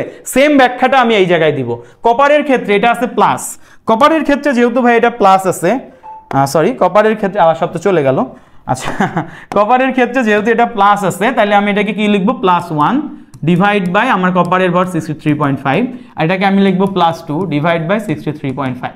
সো এখানে দেখো আবারও হর একই, লব যেটার বড় সেটার বড়, তো এটার হচ্ছে আমার স্টেবিলিটিটা বেশি হবে, ঠিক আছে? এই ব্যাখ্যাটা কিছু কিছু জায়গায় কাজে লাগবে, মাথায় রাখবো। এটা কিন্তু তোমার ভুল হইতে পারতো। আচ্ছা, নিচের কোনটির ক্ষেত্রে বোর তত্ত্ব প্রযোজ্য নয়? বোর তত্ত্বর ক্ষেত্রে একটা সাফল্য ছিল ভাইয়া, ঠিক আছে, এটা হচ্ছে বর্ণালী ব্যাখ্যা করতে সক্ষম, বাট আরেকটা হচ্ছে সীমাবদ্ধতা ছিল যে এরা বর্ণালী ব্যাখ্যা করতে পারলেও এক ইলেকট্রন বিশিষ্ট হচ্ছে পরমাণুর ক্ষেত্রে শুধুমাত্র বর্ণালী ব্যাখ্যাটা করতে পারতো। তার মানে যেখানে এক ইলেকট্রনের বেশি আছে, এক ইলেকট্রনের বেশি বা কম আছে, বেশি বা কম আবার কেমন ধরনের 0 থাকতে পারে, সেখানে প্রযোজ্য নয়। তার মানে হাইড্রোজেনে এক ইলেকট্রন আছে, এটাই প্রযোজ্য। হাইড্রোজেন প্লাসে যদি খেয়াল করি, হাইড্রোজেন তো একটা ইলেকট্রন ছিল, প্লাস মানে কেউ একটা ইলেকট্রন ছেড়ে দিছে, তার মানে এখানে ইলেকট্রন হচ্ছে 0টা, তার মানে এটাই প্রযোজ্য নয়, ঠিক আছে? বাকিগুলো মিলাই দেখো একটা ইলেকট্রন থাকবে। হাইড্রোজেন পরমাণুর প্রথম কক্ষপথে ইলেকট্রনের শক্তি E1 হলে তৃতীয় কক্ষপথে ইলেকট্রনের শক্তি কত হবে? সো আমরা আগেই বলে আসছি হাইড্রোজেন পরমাণুর প্রথম কক্ষপথে ইলেকট্রনের বেগ, ব্যাসার্ধ, শক্তি, এটার মান মনে রাখা লাগবে, এটার ইকুয়েশন মনে রাখা লাগবে। সো আমি যদি একটু তোমাদের নোট অ্যাপ ওপেন করে আমি যদি একটু তোমাকে লিখে দিই এই ভ্যালুগুলো কেমন হবে, এদের সম্পর্কগুলো কেমন হবে, তুমি ভালো মতন বুঝতে পারবা। তো এখানে আমরা মনে রাখবো যে আমাদের ধরো n-তম কক্ষপথের ব্যাসার্ধ হবে R1 ইন্টু R1 এর সাথে আমাদের হচ্ছে এরকম একটা ব্যাপার থাকবে n²/z, এটা অ্যাংস্ট্রমে থাকবে। এখন R1 এর ভ্যালু কত ভাইয়া? 0.53 অ্যাংস্ট্রম, আপনি একটু আগে শিখাইছেন, ইন্টু n²/z, এটা কিন্তু অ্যাংস্ট্রমে চলে যাবে। এরপর আসো আমাদের Vn এর ভ্যালুটা কি, মানে বেগেরটা। সো এটা হবে V1 এর সাথে আমাদের z/n, এটা মিটার পার সেকেন্ডেই আমরা থাকবো। আচ্ছা, V1 এর ভ্যালু হচ্ছে 2.81 ইন্টু 10⁶ ইন্টু আমাদের এখানে কি আসবে ভাইয়া? z/n মিটার পার সেকেন্ডে। ওকে, এরপরে আসো En, মানে আমাদের শক্তিরটা আমার চাইছে, সেটা হবে E1 ইন্টু আমাদের z²/n², এটা হবে আমার ইলেকট্রোভোল্টে। সো এটা হবে -13.6 ইন্টু z²/n², এটা হচ্ছে ইলেকট্রোভোল্টে। সো এখানে কিছু ব্যাপার আছে যে ফার্স্ট অফ অল ভাইয়া আপনি আমাকে কোশ্চেন এটা অ্যাংস্ট্রমে দিচ্ছেন, তুমি অ্যাংস্ট্রম থেকে মিটারে নিতে পারো না, তুমি তো তুমি তো অনেক দিন পড়ালেখা করছো, তোমরা তো আর বাচ্চা না, তাই না? 10⁻⁻10 মিটার। আচ্ছা, এখন আসো আমাদের বেগের ক্ষেত্রে তো আমরা মিটার পার সেকেন্ডে আছে, এসআই ইউনিটে আছে, চেঞ্জ করার কোনো দরকার নেই। ইলেকট্রোভোল্টেরটা আসে, 1 ইলেকট্রোভোল্ট সমান 1.6 × 10⁻⁻19 জুল। সো এইভাবে আমরা ইলেকট্রোভোল্ট থেকে জুলে চলে যেতে পারি। দেখো এখন আমার শক্তির ক্ষেত্রে যদি আমি একটু দেখাই, সো আমার শক্তির ক্ষেত্রে এনতম কক্ষপথের শক্তিটা কেমন হচ্ছে, এনতম কক্ষপথের শক্তিটি ইজ প্রপোর্শনাল টু আমার হচ্ছে জেড স্কোয়ার, জেড স্কোয়ার হচ্ছে সমানুপাতিক। দেখো খেয়াল করো, জেড স্কোয়ারের সমানুপাতিক, জেড স্কোয়ারের সমানুপাতিক কিন্তু এন স্কোয়ারের ব্যস্তানুপাতিক। তো এই লাইনটা একটু মনে রাখো, অন্যগুলোর ক্ষেত্রে তুমি বের করতে পারবা। আর এনতম কক্ষপথে আর মানে এনতম কক্ষপথের ব্যাসার্ধ হবে আমাদের হচ্ছে এন স্কোয়ারের সমানুপাতিক কিন্তু জেড এর ব্যস্তানুপাতিক। তারপরে আমার ভি এনতম কক্ষপথে বেগ হবে কি হবে, বেগ হবে হচ্ছে জেড এর সমানুপাতিক কিন্তু এন এর ব্যস্তানুপাতিক। সো এই জিনিসগুলোই জাস্ট তোমাকে রিকল করা লাগবে। এখন আমাকে বলছিল, আমাকে কি কোশ্চেনটা কি করছিল সেটাই যাই। আমাকে কোশ্চেন করছে এরকম, কোনটা কোনটা কোনটা, এই 54। হাইড্রোজেন পরমাণুর প্রথম কক্ষপথের ইলেকট্রনের শক্তি যদি E1 হয়, তৃতীয় কক্ষপথের ইলেকট্রনের শক্তি কত গুণ? তাহলে E1 এর কত গুণ হবে? 1/n স্কয়ার গুণ। তাহলে E1 ইন্টু হচ্ছে 1/n স্কয়ার মানে 1/3 স্কয়ার মানে E1 ইন্টু 1/9, E1 ইন্টু 1/9। ঠিক আছে, তো এটা হবে অ্যান্সার। ওকে, হাইড্রোজেন পারমাণবিক বর্ণালীর কোন সিরিজটিতে দৃশ্যমান অঞ্চলের রশ্মি দেখা যায়? আমি আগে পড়ে আসছি বামার সিরিজ, এটা জানি। সহকারী কোয়ান্টাম সংখ্যার মান 2 হলে এম এর ভ্যালু কত? ভাইয়া সহকারী কোয়ান্টাম সংখ্যার মান যদি 2 হয়, এম এর মান কয়টি হয়? আমরা জানি -2, -1, 0, +1, +2, অথবা এম মানেই তো অরবিটাল সংখ্যা। অরবিটাল সংখ্যা নির্ণয়ের একটা সূত্র ছিল m = 2l + 1। তাহলে এল এর ভ্যালু যদি আমার এখন 2 হয়, তাহলে 2l + 1 মানে এটা 5, মানে 5টা হবে। যেভাবেই তুমি বের করো 5টা। সো অ্যান্সার কত? 5। এগুলো সব কিন্তু বোর্ড কোশ্চেন ভাইয়া, ভালো মতন পড়ে নিও, ঠিক আছে? ব্যাখ্যা কিন্তু ভাইয়া সবই দিয়ে দিচ্ছি। আচ্ছা, 57 নম্বর কি বলছে? Fe2 আয়নের ডি অরবিটাল ইলেকট্রন সংখ্যা কয়টি? একটু আগে বলে আসি 6টি। তারপর দেখাই দিই একটু। আগে Fe-টা করো। যারা এই যে Fe2 ডিরেক্ট করতে যায় কিছু জায়গায় ভুল করে, ভুলগুলো আমরা যাতে না করি। Argon 3d4s, so 4s to 3d6, 26 ডান। এবার যখন Fe2+ বলছে, তখন আমার ইলেকট্রন কই থেকে আগে যাবে? ইলেকট্রন যাবে হচ্ছে, মনে রাখবা, আমার 3d তে পড়ে গেছে ঠিক আছে, বাট আমার ইলেকট্রন যখন ত্যাগ হবে তখন আমার আউটার মোস্ট অরবিট থেকে যাবে, একদম বাইরের শক্তি স্তর থেকে ইলেকট্রনটা ত্যাগ হবে। তাহলে এটা হবে 3d6, এটা হবে 4s0। দ্যাট মিন এটা হবে ডিতে 6টা আছে। কয়টা? 6টা। কোন অরবিটালটি সম্ভব? এই অরবিটাল সম্ভব হতে গেলে আমি আগেই বলছি, একজন প্রিন্সিপাল আর একজন সহকারীর ভ্যালু কখনো সেম তুমি বানাইতে পারবে না। সো এখন দেখো 3f এ যদি দেখো n এর ভ্যালু 3 আর f এর ক্ষেত্রে l এর ভ্যালু 3, তাহলে এটা সম্ভব না। আচ্ছা, 3d-র ক্ষেত্রে দেখো, আর 3d-র ক্ষেত্রে দেখো n এর ভ্যালু 3 বাট d তে l এর ভ্যালু 2, তার মানে এইটা সম্ভব, এটা হবে অ্যান্সার। 2d-র ক্ষেত্রে দেখো n এর ভ্যালু 2, এটা কিন্তু খ নাম্বারেও আসে। l এর ভ্যালু কি? l এর ভ্যালু হচ্ছে 2, d তে l এর ভ্যালু 2, তার মানে এটাও সম্ভব না। 1p জীবনে শুনছো? আচ্ছা দেখি তাও, n এর ভ্যালু 1, l এর ভ্যালু 1, তার মানে প্রিন্সিপাল আর সহকারী এক হয়ে গেছে, হবে না। সো এটা হবে 3d। পরমাণুর দ্বিতীয় কক্ষপথের একটি ইলেকট্রনের জন্য কৌণিক ভরবেগের মান কত? আমরা জানি কৌণিক ভরবেগ mvr = nh/2 n এর ভ্যালু 2 বসাবো, 2 নিচে কেটে যাবে, সো এটা কি হবে? h/π। সো এটা হয়তো তোমার মুখে মুখে করে ফেলা যায়, বাট আমি একটু লিখে দিচ্ছি nh/2 তাহলে n এর ভ্যালু 2 বসাইলাম, 2h/2 2 কেটে গেল h/π। ওকে, নিচের কোনটির ক্ষেত্রে বোরের মডেল প্রযোজ্য না? আগেই বলছি এক ইলেকট্রনের ক্ষেত্রে প্রযোজ্য ভাই, বাকিগুলোর ক্ষেত্রে না। হাইড্রোজেন প্লাস, এটার ক্ষেত্রে দেখো ইলেকট্রন 0 হয়ে গেছে, তাহলে এটার ক্ষেত্রে প্রযোজ্য আচ্ছা প্রযোজ্য চাইছে, প্রযোজ্য নয় না, তাহলে এটার ক্ষেত্রে প্রযোজ্য নয়। হিলিয়াম প্লাস, এটার ক্ষেত্রে ইলেকট্রন কয়টা ভাই? ইলেকট্রন একটা, তার মানে এটার ক্ষেত্রে প্রযোজ্য। মানে হিলিয়ামে ইলেকট্রন 2টা ছিল, +1 মানে একটা ইলেকট্রন ত্যাগ করছে। লিথিয়াম প্লাস, লিথিয়ামে ইলেকট্রন 3টা থাকে, প্লাস মানে একটা ইলেকট্রন গেছে গা, তার মানে এখানে হবে 2টা। বেরিলিয়াম মানে এখানে ইলেকট্রন 4টা ছিল, 2টা ইলেকট্রন গেছে, মানে এখানে ছিল 2টা। সো দ্যাটস মিন আমার অ্যান্সার হবে কি? Helium plus. ওকে, সো আমরা 60টা শেষ করে ফেলছি, আর আমাদের দেখি কয়টা করা যায়।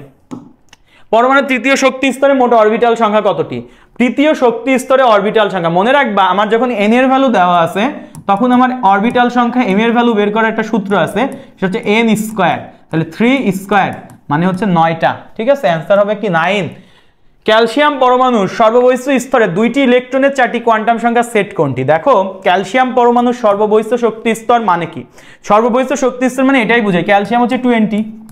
সো এখানে তুমি ইলেকট্রন বিন্যাস করলে আসে আর্গন, আর তারপরে সে 3d, তারপরে সে 4s। সো আমরা জানি 4s এ দুইটা যাবে, 3d তে যাবে না। তাহলে এই যে 4s এ যে দুইটা ইলেকট্রন আছে এর জন্য চারটা কোয়ান্টাম সংখ্যার সেট বের করতে বলছে। তাহলে এখানে n এর ভ্যালু যদি বলো, l এর ভ্যালু বলো, m এর ভ্যালু, s এর ভ্যালু। সো n এর ভ্যালু অবশ্যই বোঝা যাচ্ছে 4, l এর ভ্যালু কত হবে দেখো তো, s অরবিটালে l এর ভ্যালু হচ্ছে 0। m এর ভ্যালু কত হবে ভাইয়া, m এর ভ্যালু খেয়াল করো, l এর ভ্যালু 0 হলে m এর ভ্যালু 0, আর s এর ভ্যালু একটা হবে প্লাস হাফ আর একটা হবে মাইনাস হাফ, কারণ দুইটা ইলেকট্রন দেখো 4s এ দুইটা ইলেকট্রন আছে। একটা উপরের স্পিনের জন্য আমি লিখবো এটাকে প্লাস হাফ, নিচের স্পিনের জন্য এটাকে লিখবো আমি মাইনাস হাফ, তাহলে এটা প্লাস মাইনাস হাফ। সো এই ভ্যালুটা কই আছে তুমি দেখো একটু খেয়াল করো, n এর ভ্যালু 4, l এর ভ্যালু 0, m এর ভ্যালু 0, s এর value plus half minus half, এটাই হবে অ্যান্সার। বাকিগুলো কিভাবে এলিমিনেশন করবা, s এর ক্ষেত্রে l এর ভ্যালু জীবনে 1 না, কাটো। এখানে n এর ভ্যালু 4, দিস ইজ 3, কাটো। n এর ভ্যালু 4, l এর ভ্যালু s এর ক্ষেত্রে কখনো 2 শুনছো, 0, এটাও কাটো। তো কাটাকাটি করে তুমি লাস্টে যেটা থাকে ওইটাই অ্যান্সার দিতে পারবে এই ধরনের কোশ্চেনে। কপার পরমাণু সর্ববহিস্থ ইলেকট্রনের 4s1 সর্ববহিস্থ ইলেকট্রন ব্যাপারটা কিন্তু পার্থক্য আছে। সর্বশেষ ইলেকট্রন মানে কি, 4 আগে চলে যাচ্ছে, ডিতে পরে যাচ্ছে। সর্বশেষ বললে ডির ইলেকট্রন নিবা। সর্ববহিস্থ মানে একদম বাইরের দিকে, বাইরে মানে লাস্ট অরবিটে। লাস্ট অরবিট কি 4s, তাহলে 4s এর 4টি কোয়ান্টাম সংখ্যার মান জানতে চাওয়া হয়েছে। তো 4s1 এর 4টা কোয়ান্টাম সংখ্যার মান, তাহলে n এর ভ্যালু 4, l এর ভ্যালু 0, l এর ভ্যালু 1 দিছে মানে এটা কাটা, l এর ভ্যালু 1 দিছে মানে এটা কাটা, l এর ভ্যালু 0 দিছে, ওকে ঠিক আছে, ঠিক আছে। এখানেও l এর ভ্যালু কি দিছে, 0 দিছে, ওকে ঠিক আছে। m এর ভ্যালু 0 দিছে, তাও ঠিক আছে, তাও ঠিক আছে। s এর ভ্যালু এখানে দিছে মাইনাস হাফ, এখানে দিছে প্লাস হাফ। এখন তোমার কাছে আমার কোশ্চেন, 4s1 প্রথম ইলেকট্রনটা বাংলাদেশি নিয়মে, মানে বাংলাদেশের বইগুলোর নিয়মে প্রথম ইলেকট্রনটা যায় উপরের স্পিনে, আর উপরের স্পিনে গেলে সেটাকে আমরা ধরি প্লাস হাফ, আর নিচের স্পিনে যদি যাই তো ধরো তুমি অন্য ট্র্যাডিশনের স্পিনে করছো, মাইনাস হাফ দিতে পারো। সেটা অন্য জায়গায় অন্য কেসে ঠিক হবে রিটেনের ক্ষেত্রে, কিন্তু এমসিকিউতে একটা তোমাকে চুজ করতে হবে। সো মনে রাখবা, যেহেতু 4s1 এই ইলেকট্রনটা উপরের স্পিনে যাচ্ছে, আমাদের বইগুলোতে উপরের স্পিনকে প্লাস হাফ ধরা হয়েছে অ্যান্টি ক্লকওয়াইজ, তার মানে এটা হচ্ছে প্লাস হাফ। সো আমাদের প্লাস হাফটা কারেক্ট হবে। অন্য জায়গায় তোমরা যেটা চালাকি করতে চাও মাইনাস হাফ দিতে পারো, বাট এমসিকিউ এর ক্ষেত্রে হবে না। রিটেনের ক্ষেত্রে অনেক ক্ষেত্রে সারা মার্সি করে, যারা অনেক নিয়মগুলো জানে যে ভাই এরা ইলেকট্রনকে উপরের স্পিনকে প্লাস হাফ ধরতে পারি, উপরের স্পিনকে মাইনাস হাফও ধরা যায়। সো যেভাবে ইচ্ছা তুমি ধরতে পারো, বাট এমসিকিউ এর ক্ষেত্রে মনে রাখবা যে ইলেকট্রন যখন উপরের স্পিনে, ফার্স্ট ইলেকট্রনটা উপরের স্পিনে যাবে, সেকেন্ড পরেরগুলো যদি এস এর ক্ষেত্রে সেকেন্ডটা নিচের স্পিনে যাবে, উপরের স্পিন প্লাস হাফ, নিচেরটা মাইনাস হাফ। এটা একদম ফিক্সড ভ্যালু মনে রাখবা এমসিকিউ এর ক্ষেত্রে। সিকিউ এর ক্ষেত্রে এটাই মনে রাখো, বেশি ঝামেলা করার দরকার নাই। কোয়ান্টাম সংখ্যায় বেশ কিছু ঝামেলা আছে, আমি আগেই বলতেছি। এম এর ভ্যালুতে তুমি ঝামেলায় পড়বা, চুম্বকীয় নাম্বারে এম এর ভ্যালু, পি অরবিটালে, ডি অরবিটালে, এফ তো আমাদের আসে না, সো এটা লাগে না। কোনো পরমাণুর একটি ইলেকট্রনের জন্য নিচের কোন 4টি কোয়ান্টাম সংখ্যার সেটটি সঠিক, দেখো এখানে শর্তগুলো মানলেই হয়েছে। শর্ত আমি যদি একটু খেয়াল করি, দেখো লাস্টেরটা তুমি যদি দেখো, এন এর ভ্যালু 2, হ্যাঁ, এল এর ভ্যালু 1, সহকারী কম হইতে হবে। এল এর ভ্যালু 1 হলে এম এর ভ্যালু হতে পারে সর্বোচ্চ -1, 0, +1, দেখো এখানে দিয়ে রাখছে +2, তার মানে এটা হচ্ছে সঠিক না। তারপরে এখানে দেখো এন এর ভ্যালু 1, এল এর ভ্যালু 1, এই সহকারীর সাথে সমান করে দিতে যাও, এটাও ঠিক না। এন এর ভ্যালু 3, এল এর ভ্যালু 1, আবার এম এর ভ্যালু -2, এটাও সঠিক না, এটা সঠিক। এটা আমি দেখলাম না, এটাই সঠিক। আচ্ছা, উপশক্তি স্তরের ইলেকট্রন ধারণ ক্ষমতা নির্ণয়ের ফর্মুলা কোনটি? উপশক্তি স্তর, ভালো করে খেয়াল করো, বলছি উপশক্তি স্তর, অ্যান্সারে সবার আগে দিয়ে দিচ্ছে 2n², মানে এটি তুমি দাগাবা, খবরদার দাগায় না। সো আমাদের উপশক্তি স্তর যেহেতু বলছে এবং ইলেকট্রন সংখ্যা নির্ণয় সূত্র বলছে, তার মানে 2l+1 এটাও হবে না, এটা তো উপশক্তি স্তর নির্ণয়ের ফর্মুলা। উপশক্তি স্তর ইলেকট্রন ধারণ ক্ষমতা 2 × 2l+1, এই যে আমি এটা দাগায় ফেলতে যাচ্ছিলাম, এটা ভুল, 2 × 2l+1। নিচের কোন নিয়মের সাহায্যে একটি উপশক্তি স্তরের মোট ইলেকট্রন ধারণ, আবার একই কোশ্চেন দিচ্ছে, আবার উপশক্তি স্তর বলছে, আবার ইলেকট্রন বলছে 2 × 2l+1। মৌলের পরমাণুর কোনটিতে সর্বোচ্চ 6টি ইলেকট্রন থাকতে পারে? ভাই আমরা যদি পি এর মাথায় 6 লিখি, তাহলে পি এর মাথায় যদি 6 লিখি, তাহলে পি শক্তি স্তরে, ওকে। সো এখানে একটু মনে রাখবা যে আমাদের এস উপশক্তি স্তরে আমরা এরকম লিখি, 2 লিখি, এই 2 বোঝায় তার সর্বোচ্চ ইলেকট্রন ধারণ ক্ষমতা। পি এর মাথায় আমরা 6 লিখে থেমে যাই, তার মানে এটা 6 সর্বোচ্চ। ডি এর মাথায় 10 লিখে থেমে যাই, আর এফ এর মাথায় 14 লিখে থেমে যাই। সো এইগুলো হচ্ছে ইলেকট্রন ধারণ ক্ষমতা। বলো তো একটা অরবিটালে কয়টা করে ইলেকট্রন থাকে? 2টা। তাহলে বলো তো এসে আমার অরবিটাল কয়টা? একটা। এই অরবিটালে 2টা ইলেকট্রন থাকে, তাহলে পিতে আমার 6টা ইলেকট্রন থাকে, তাহলে অরবিটাল কয়টা ভাইয়া? 3টা। ডিতে আমার 10টা ইলেকট্রন থাকে, তাহলে অরবিটাল কয়টা? 5টা, মানে ঘর কয়টা? 5টা। এফে আমার 14টা থাকে, তার মানে অরবিটাল হচ্ছে 7টা। ভালো করে মনে রাখো, সামনে আসবে। নিচের কোন ইলেকট্রন বিন্যাসে অ্যালুমিনিয়াম 3+ আয়নের মধ্যে? প্রথম কথা, অ্যালুমিনিয়ামে আমার ইলেকট্রন থাকে 13টা, 3+ মানে 3টে ইলেকট্রন ছাড়ছে, মানে তার ইলেকট্রন এখন 10টা। 10টা ইলেকট্রন কার আছে? ম্যাগনেসিয়াম প্লাস 12 - 11টা না, ক্লোরিন মাইনাস 17 - 18টা না, ফ্লোরিন মাইনাসে যদি খেয়াল করি, ফ্লোরিন এমনি 9টা, মাইনাস মানে সে ইলেকট্রন গ্রহণ করছে, 9 রেখে হয়েছে 10টা, তার মানে এটা হচ্ছে কারেক্ট, ঠিক আছে। অক্সিজেন মাইনাসে কিন্তু 8 আর 1 9টা, ওকে, আমার হইতে হবে 10টার মতো। 68 পর্যন্ত ডান। ওকে, নেক্সটে যে আমার 69 আছে, কপারের 29তম ইলেকট্রনটি কোন অরবিটালে প্রবেশ করে? ভাই 29তম বলছে, ভালো করে খেয়াল করো। কপারের আমরা জানি আর্গন পর্যন্ত আসে, তারপর আসে 3d, তারপর আসে 4s। খেয়াল করো আমাদের যে জায়গাটা এখানে হয় সেটা হচ্ছে 4s এ আমার হচ্ছে ব্যতিক্রম ধর্মী, এটা 4s এ একটা যায়, 19 নাম্বারটা যায় 4s এ, আর বাকি যে 10টা, বাকি 10টা এখানে যায়, তার মানে ডি অরবিটালে 29 নাম্বারটা যায়, তার মানে 3d হবে আনসার, ভুল করিও না, ঠিক আছে। নিচের কোন সেটটি শক্তিক্রম অনুসরণে আউটবাউ নীতি মেনে চলে?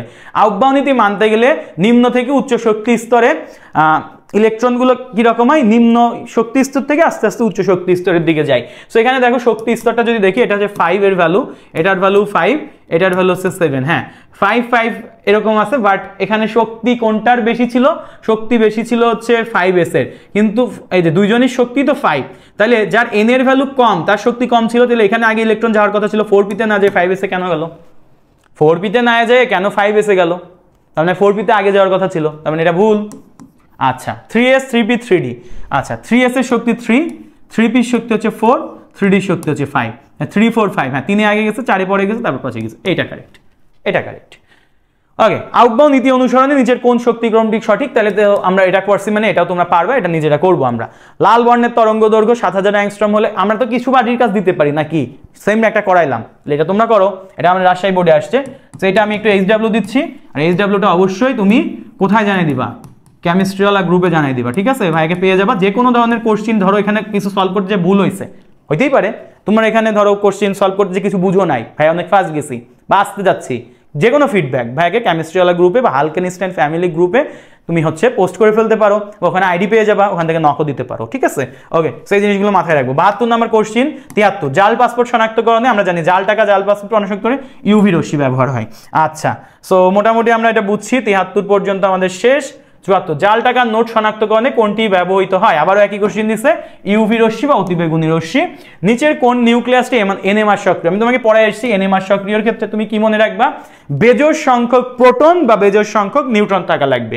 সো এটা হাইড্রোজেনের ক্ষেত্রে যখন হাইড্রোজেনই দেওয়া আছে, ভাই বোঝাই যাচ্ছে হাইড্রোজেনের প্রোটন একটা, বেজোড় সংখ্যক প্রোটন পেয়ে গেছি, এটাই হচ্ছে অ্যান্সার। এমআরআই কি? এমআরআই হচ্ছে কি?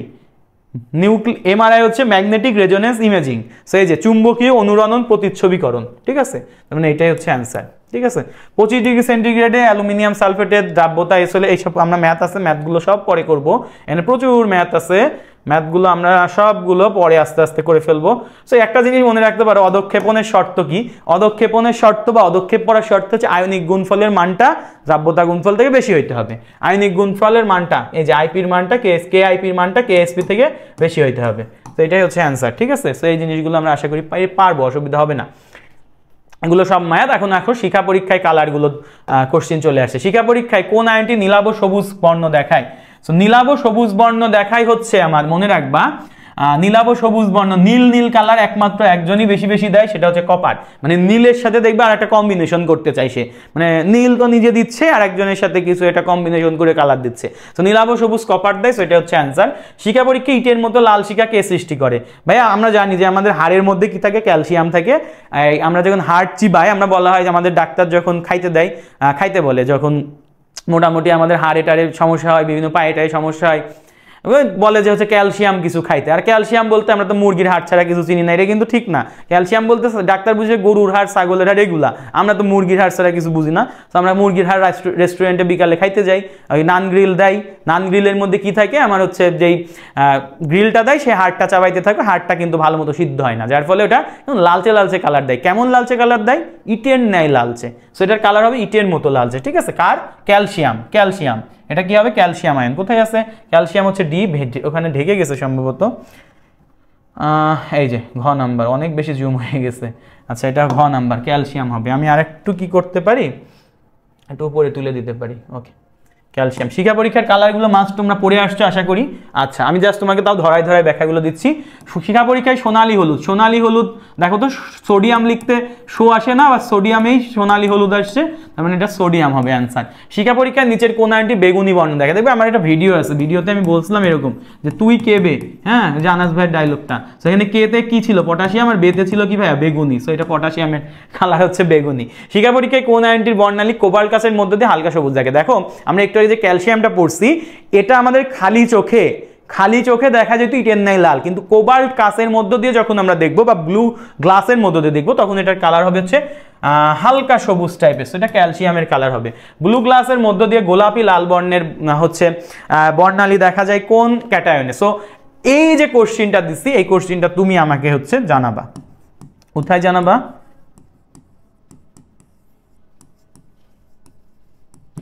কেন এটা দিলেন ভাইয়া? কারণ এটা এবার মেডিকেলে আসতে পারে। তুমি যদি এইটা ফাঁকি মারো আমাকে না জানাও তাহলে কিন্তু তোমার 1 মার্ক এখানে কিন্তু আটকায় যেতে পারে। সো অবশ্যই আমাকে জানাইতে হবে, অবশ্যই এটা নিশ্চিত হইতে হবে, বা তুমি অবশ্যই শিওর হবা। এই যে 98 নাম্বার ব্লু গ্লাসের মধ্যে দিয়ে, ভালো করে খেয়াল করে, এমনিতে কিন্তু গোলাপি লাল চাই নাই, ব্লু গ্লাসের মধ্যে দিয়ে কে গোলাপি সেইটা চাইছে। সো অ্যান্সার কাছাকাছি, আমরা একটু আগে কিন্তু পড়ছি ওইটা নিয়ে, অ্যান্সারটা নিয়ে আমি আর যাচ্ছি না সামনে। নেসলার দ্রবণ দ্বারা কোন ক্যাটায়ন শনাক্ত করা যায়? যদি তুমি আয়ন শনাক্তকরণ থেকে একটা কোশ্চেন পড়তে চাও এটা পড়ে যাও ভাই, এইটা পড়ে যাও। নেসলার দ্রবণ দ্বারা কোন ক্যাটায়ন শনাক্ত করা যায়? আমরা জানি নেসলার দ্রবণ আসলে কি, নেসলার দ্রবণ হচ্ছে K2HgI4, এবং অনেক সময় দেখবা এটা থাকবে, অনেক সময় এর সাথে পটাশিয়াম হাইড্রোক্সাইডের একটা মিশ্রণ থাকবে, এটাকেই বলা হয় নেসলার দ্রবণ। ঠিক আছে, তার মানে নেসলার দ্রবণ হচ্ছে ক্ষারীয়, আমাদের ক্ষারীয় হচ্ছে পটাশিয়াম টেট্রায়োডোমার্কিউরেট, এটাকে বলা হয় নেসলার দ্রবণ। সো নেসলার দ্রবণ দ্বারা শনাক্তকরণ কি করা হয়? অ্যামোনিয়াম ঘটিত যৌগগুলো, অ্যামোনিয়াম আয়ন থাকতে পারে, অ্যামোনিয়া থাকতে পারে, অ্যামোনিয়াম ক্লোরাইড থাকতে পারে, এরকম বেশ কিছু যৌগ নেসলার দ্রবণ দ্বারা শনাক্ত করা যায়। ঠিক আছে, আচ্ছা, পটাশিয়াম পাইরো অ্যান্টিমোনেট দ্রবণ দ্বারা কোন ক্যাটায়ন শনাক্ত করা যায়? প্রথম কথা, পটাশিয়াম পাইরো অ্যান্টিমোনেটের সংকেতটা কি? ভাইয়া দেখো নামের মধ্যে কি আছে? পটাশিয়াম আছে। পটাশিয়ামের গ্রুপটা কি? পটাশিয়ামের গ্রুপটা হচ্ছে হাই, লি, না, কে, রুবি, সাজিয়ে ফেললো। পটাশিয়ামের জাস্ট উপরে কে আছে? সোডিয়াম, তার মানে পটাশিয়ামের ভাই সোডিয়াম। পটাশিয়াম পাইরো অ্যান্টিমোনেট দ্বারা শনাক্ত করতে পারবা তার ভাইকে, তার মানে সোডিয়ামকে। ঠিক আছে, সো এই যে পটাশিয়াম পাইরো অ্যান্টিমোনেট দেখতে কেমন? K2H2SB2O7। যারা এটা নিয়ে একটু কনফিউশনে আছো তারা দরকার হলে আমার আয়ন শনাক্তকরণের কনসেপ্ট ক্লাস তোমরা করে ফেলতে পারবা। আয়ন শনাক্তকরণের কনসেপ্ট ক্লাস করার জন্য আমি আবারও বলবো, মানে তুমি দয়া করে যদি তোমার প্রবলেম থাকে নক দিও, এইটার তোমার ডিটেলস ক্লাস আমার নেওয়া আছে। অবশ্যই তোমরা ট্রাই করবা যে ভাইয়া অবভিয়াসলি মেডিকেল বলো বা বিভিন্ন এমসিকিউ বলো, আমাদের শর্ট সিলেবাস যারা ফলো করতেছো তাদের জন্য আয়ন শনাক্তকরণে মাপ নাই, এটা আসবেই। K2H2SB2O7 এটাকে বলে পটাশিয়াম পাইরো অ্যান্টিমোনেট, এটা দ্বারা সোডিয়াম প্লাস শনাক্তকরণ করা যায়। অ্যামোনিয়াম অক্সালেট, অ্যামোনিয়াম অক্সালেট দেখতে কেমন হয়? অ্যামোনিয়াম অক্সালেট দেখতে হচ্ছে এরকম হয়, মোটামুটি এরকম একটা জিনিস আমাদের দেখা যায় যে আমরা একটু দেখি যে আমাদের ফার্স্ট অফ অল হুক্কু আমরা জানি অক্সালিক অ্যাসিড। সো অক্সালিক অ্যাসিডের যে এইচটা আছে, হ্যাঁ হুক্কু তো লিখি, হুক্কুর যে এইচটা আছে এইচটাকে সে রিপ্লেস করে ফেলে অ্যামোনিয়াম দ্বারা। সো এখানে NH4, সো হুক্কুর এইচটা বাদ দিলে OC থাকে, আর এখানে থাকে হচ্ছে COO, ওই যে আবার এইচটাকে চেঞ্জ করে অ্যামোনিয়াম আয়ন। সো এই যে অ্যামোনিয়াম অক্সালেট, এই জিনিসটা দ্বারা তুমি ক্যালসিয়াম আয়ন শনাক্তকরণ করতে পারবা, ক্যালসিয়াম আয়ন। অ্যামোনিয়াম অক্সালেট দ্রবণ, আচ্ছা এটা তো আমি উপরেরটা দাগাই ফেলছি ভুলে, এটা তো আমাকে বলছিল পটাশিয়াম পাইরো অ্যান্টিমোনেট। অ্যামোনিয়াম অক্সাইড দ্বারা ক্যালসিয়াম আয়ন শনাক্ত করতে পারবা। কপার আয়ন শনাক্তকরণের ক্ষেত্রে আমরা অ্যামোনিয়াম হাইড্রোক্সাইড দিয়ে কপার আয়ন শনাক্তকরণ সহ ওভারঅল সকল আয়ন শনাক্তকরণ করতে পারি। অ্যামোনিয়াম হাইড্রোক্সাইড এমন একটা বিকারক, সো আমরা যখন কপারের মধ্যে অ্যামোনিয়াম হাইড্রোক্সাইড ফার্স্টে ইনিশিয়ালি অল্প পরিমাণে দিই, সেটা হালকা নীল কালার দেয়। এখন তুমি যখন কপারের মধ্যে অ্যামোনিয়াম হাইড্রোক্সাইড আরো বেশি বাড়াই ফেলবা তখন সেটা একটা গাঢ় নীল বর্ণের কালার দিবে। কপার মানে নীল নীল একটা ব্যাপার, সেটা গাঢ় নীল হবে। এখানে বলা হয়েছে এর মধ্যে অধিক মানে অতিরিক্ত অ্যামোনিয়াম হাইড্রোক্সাইড, ফার্স্টে কিন্তু অল্প পরিমাণ দিলে হালকা নীল হবে, এটা অ্যান্সার হইতো, কিন্তু এর মধ্যে তুমি অধিক দিছো তার মানে গাঢ় নীল, এবং যে কালারটা হবে বা যেই যৌগটা হবে, যৌগটা এরকম আমরা সবাই চিনি, আমরা থার্ড চ্যাপ্টার যারা পড়ছি, tetraammine copper sulphate, tetraammine copper sulphate, tetraammine copper sulphate, এটা কমপ্লেক্স ফর্ম করে, কমপ্লেক্স কম্পাউন্ড, এবং এটার কালার থাকবে মোটামুটি এটার নাম থাকবে মোটামুটি হচ্ছে সোয়েটজার বিকারক।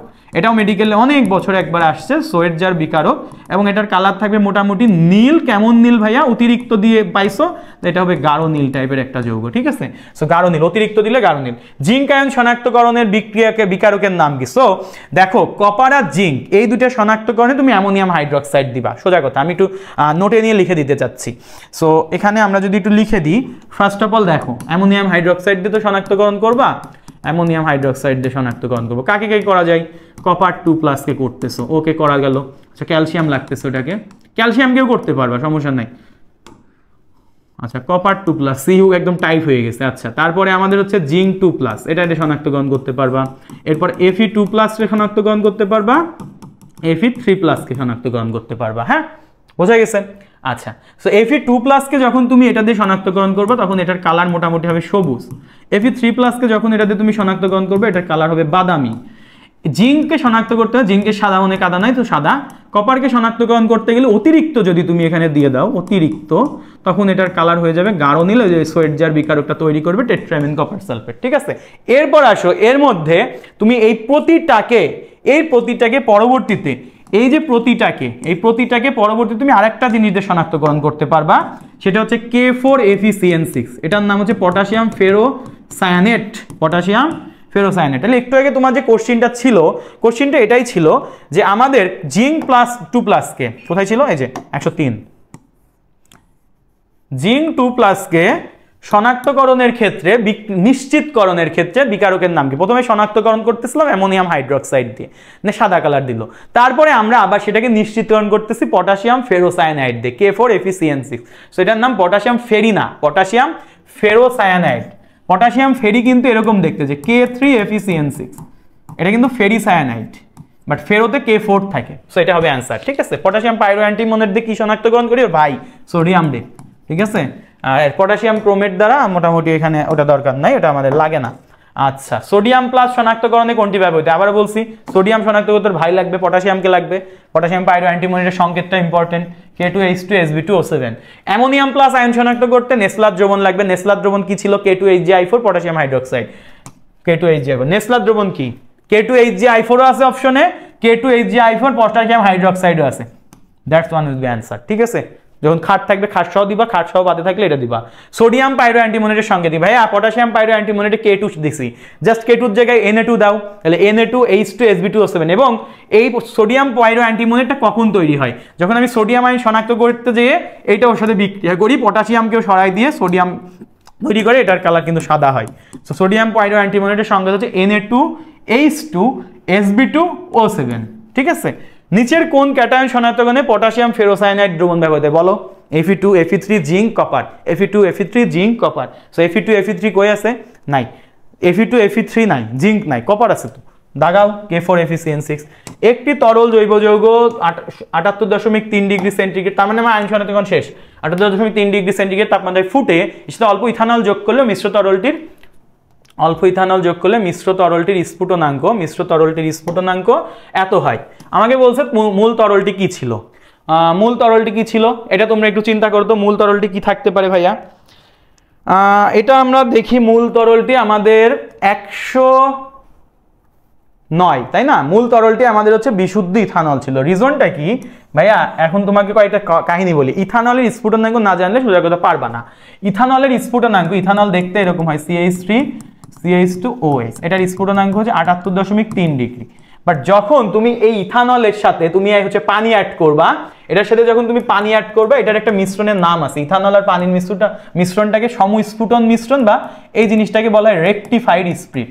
যখন এটা রেকটিফাইড স্প্রিট হয়ে যায় তখন এটার স্ফুটনাঙ্ক কিন্তু কমে যায়। যখন এটা রেকটিফাইড স্প্রিট হয়ে যায় তখন এটার স্ফুটনাঙ্ক কমে হয়ে যায় 78.15 ডিগ্রি সেন্টিগ্রেড। সো এই জিনিসটা ভুল করা যাবে না, এটা মনে রাখতে হবে। বিশুদ্ধ ইথানলের স্ফুটনাঙ্ক 78.3, এবং এখানে 78.3ই বলছে, তাই এটা বিশুদ্ধ ইথানল ছিল। ওকে, তো আশা করি আপনারা বুঝতে পারছেন। এই কোশ্চিনটা একটু আমাকেও একটু প্যারা দিছে এই কোশ্চিনটা।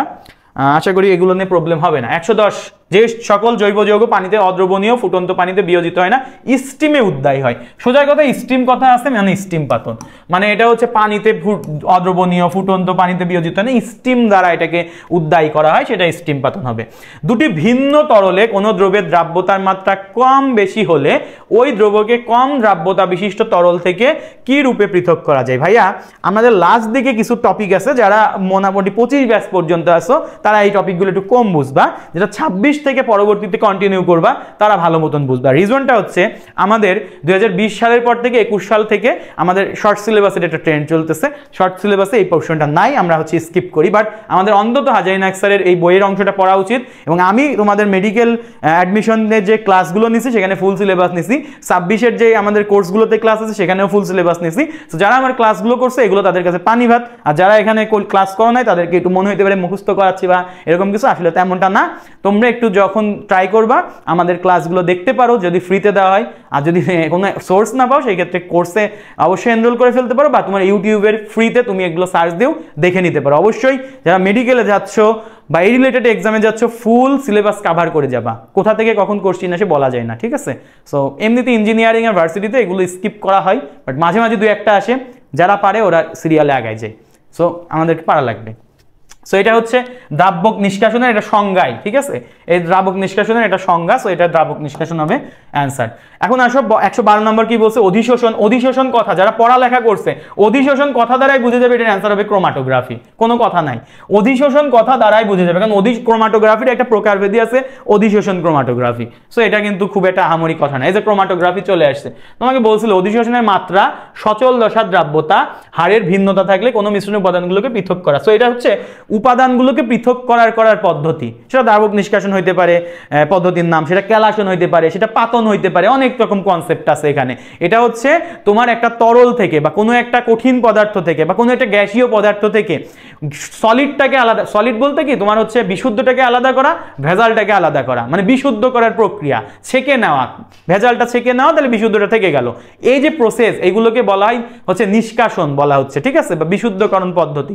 এটা এরকম হইতে পারে ক্যালাসন, পাতন, দ্রাবক নিষ্কাশন, ক্রোমাটোগ্রাফি, বেশ কিছু পদ্ধতি আছে। সো যার সংজ্ঞা পড়লেই এগুলো কিন্তু অনেকখানি পারা যায়। সো ক্রোমাটোগ্রাফির দুইটা দশা আছে, একটাকে বলা হয় সচল দশা বা এটাকে বলা হয় হচ্ছে গতিশীল দশা, এটার নাম হচ্ছে গতিশীল দশা। একটা যদি গতিশীল প্রাপ্ত হয়, একটা কি স্থির থাকা লাগে, আর একটা হচ্ছে স্থির দশা। সো এরকম ক্রোমাটোগ্রাফির মোট দুইটা দশা আছে। পেপার ক্রোমাটোগ্রাফির আরএফ এর মান কত? মনে রাখবা আরএফ বা রিটার্ডেশন ফ্যাক্টর, এই ভ্যালুটা থাকে সবসময় 1 এর চেয়ে কম। সো আরএফ পেপার ক্রোমাটোগ্রাফির থেকে এটা হচ্ছে 0.5 থাকবে।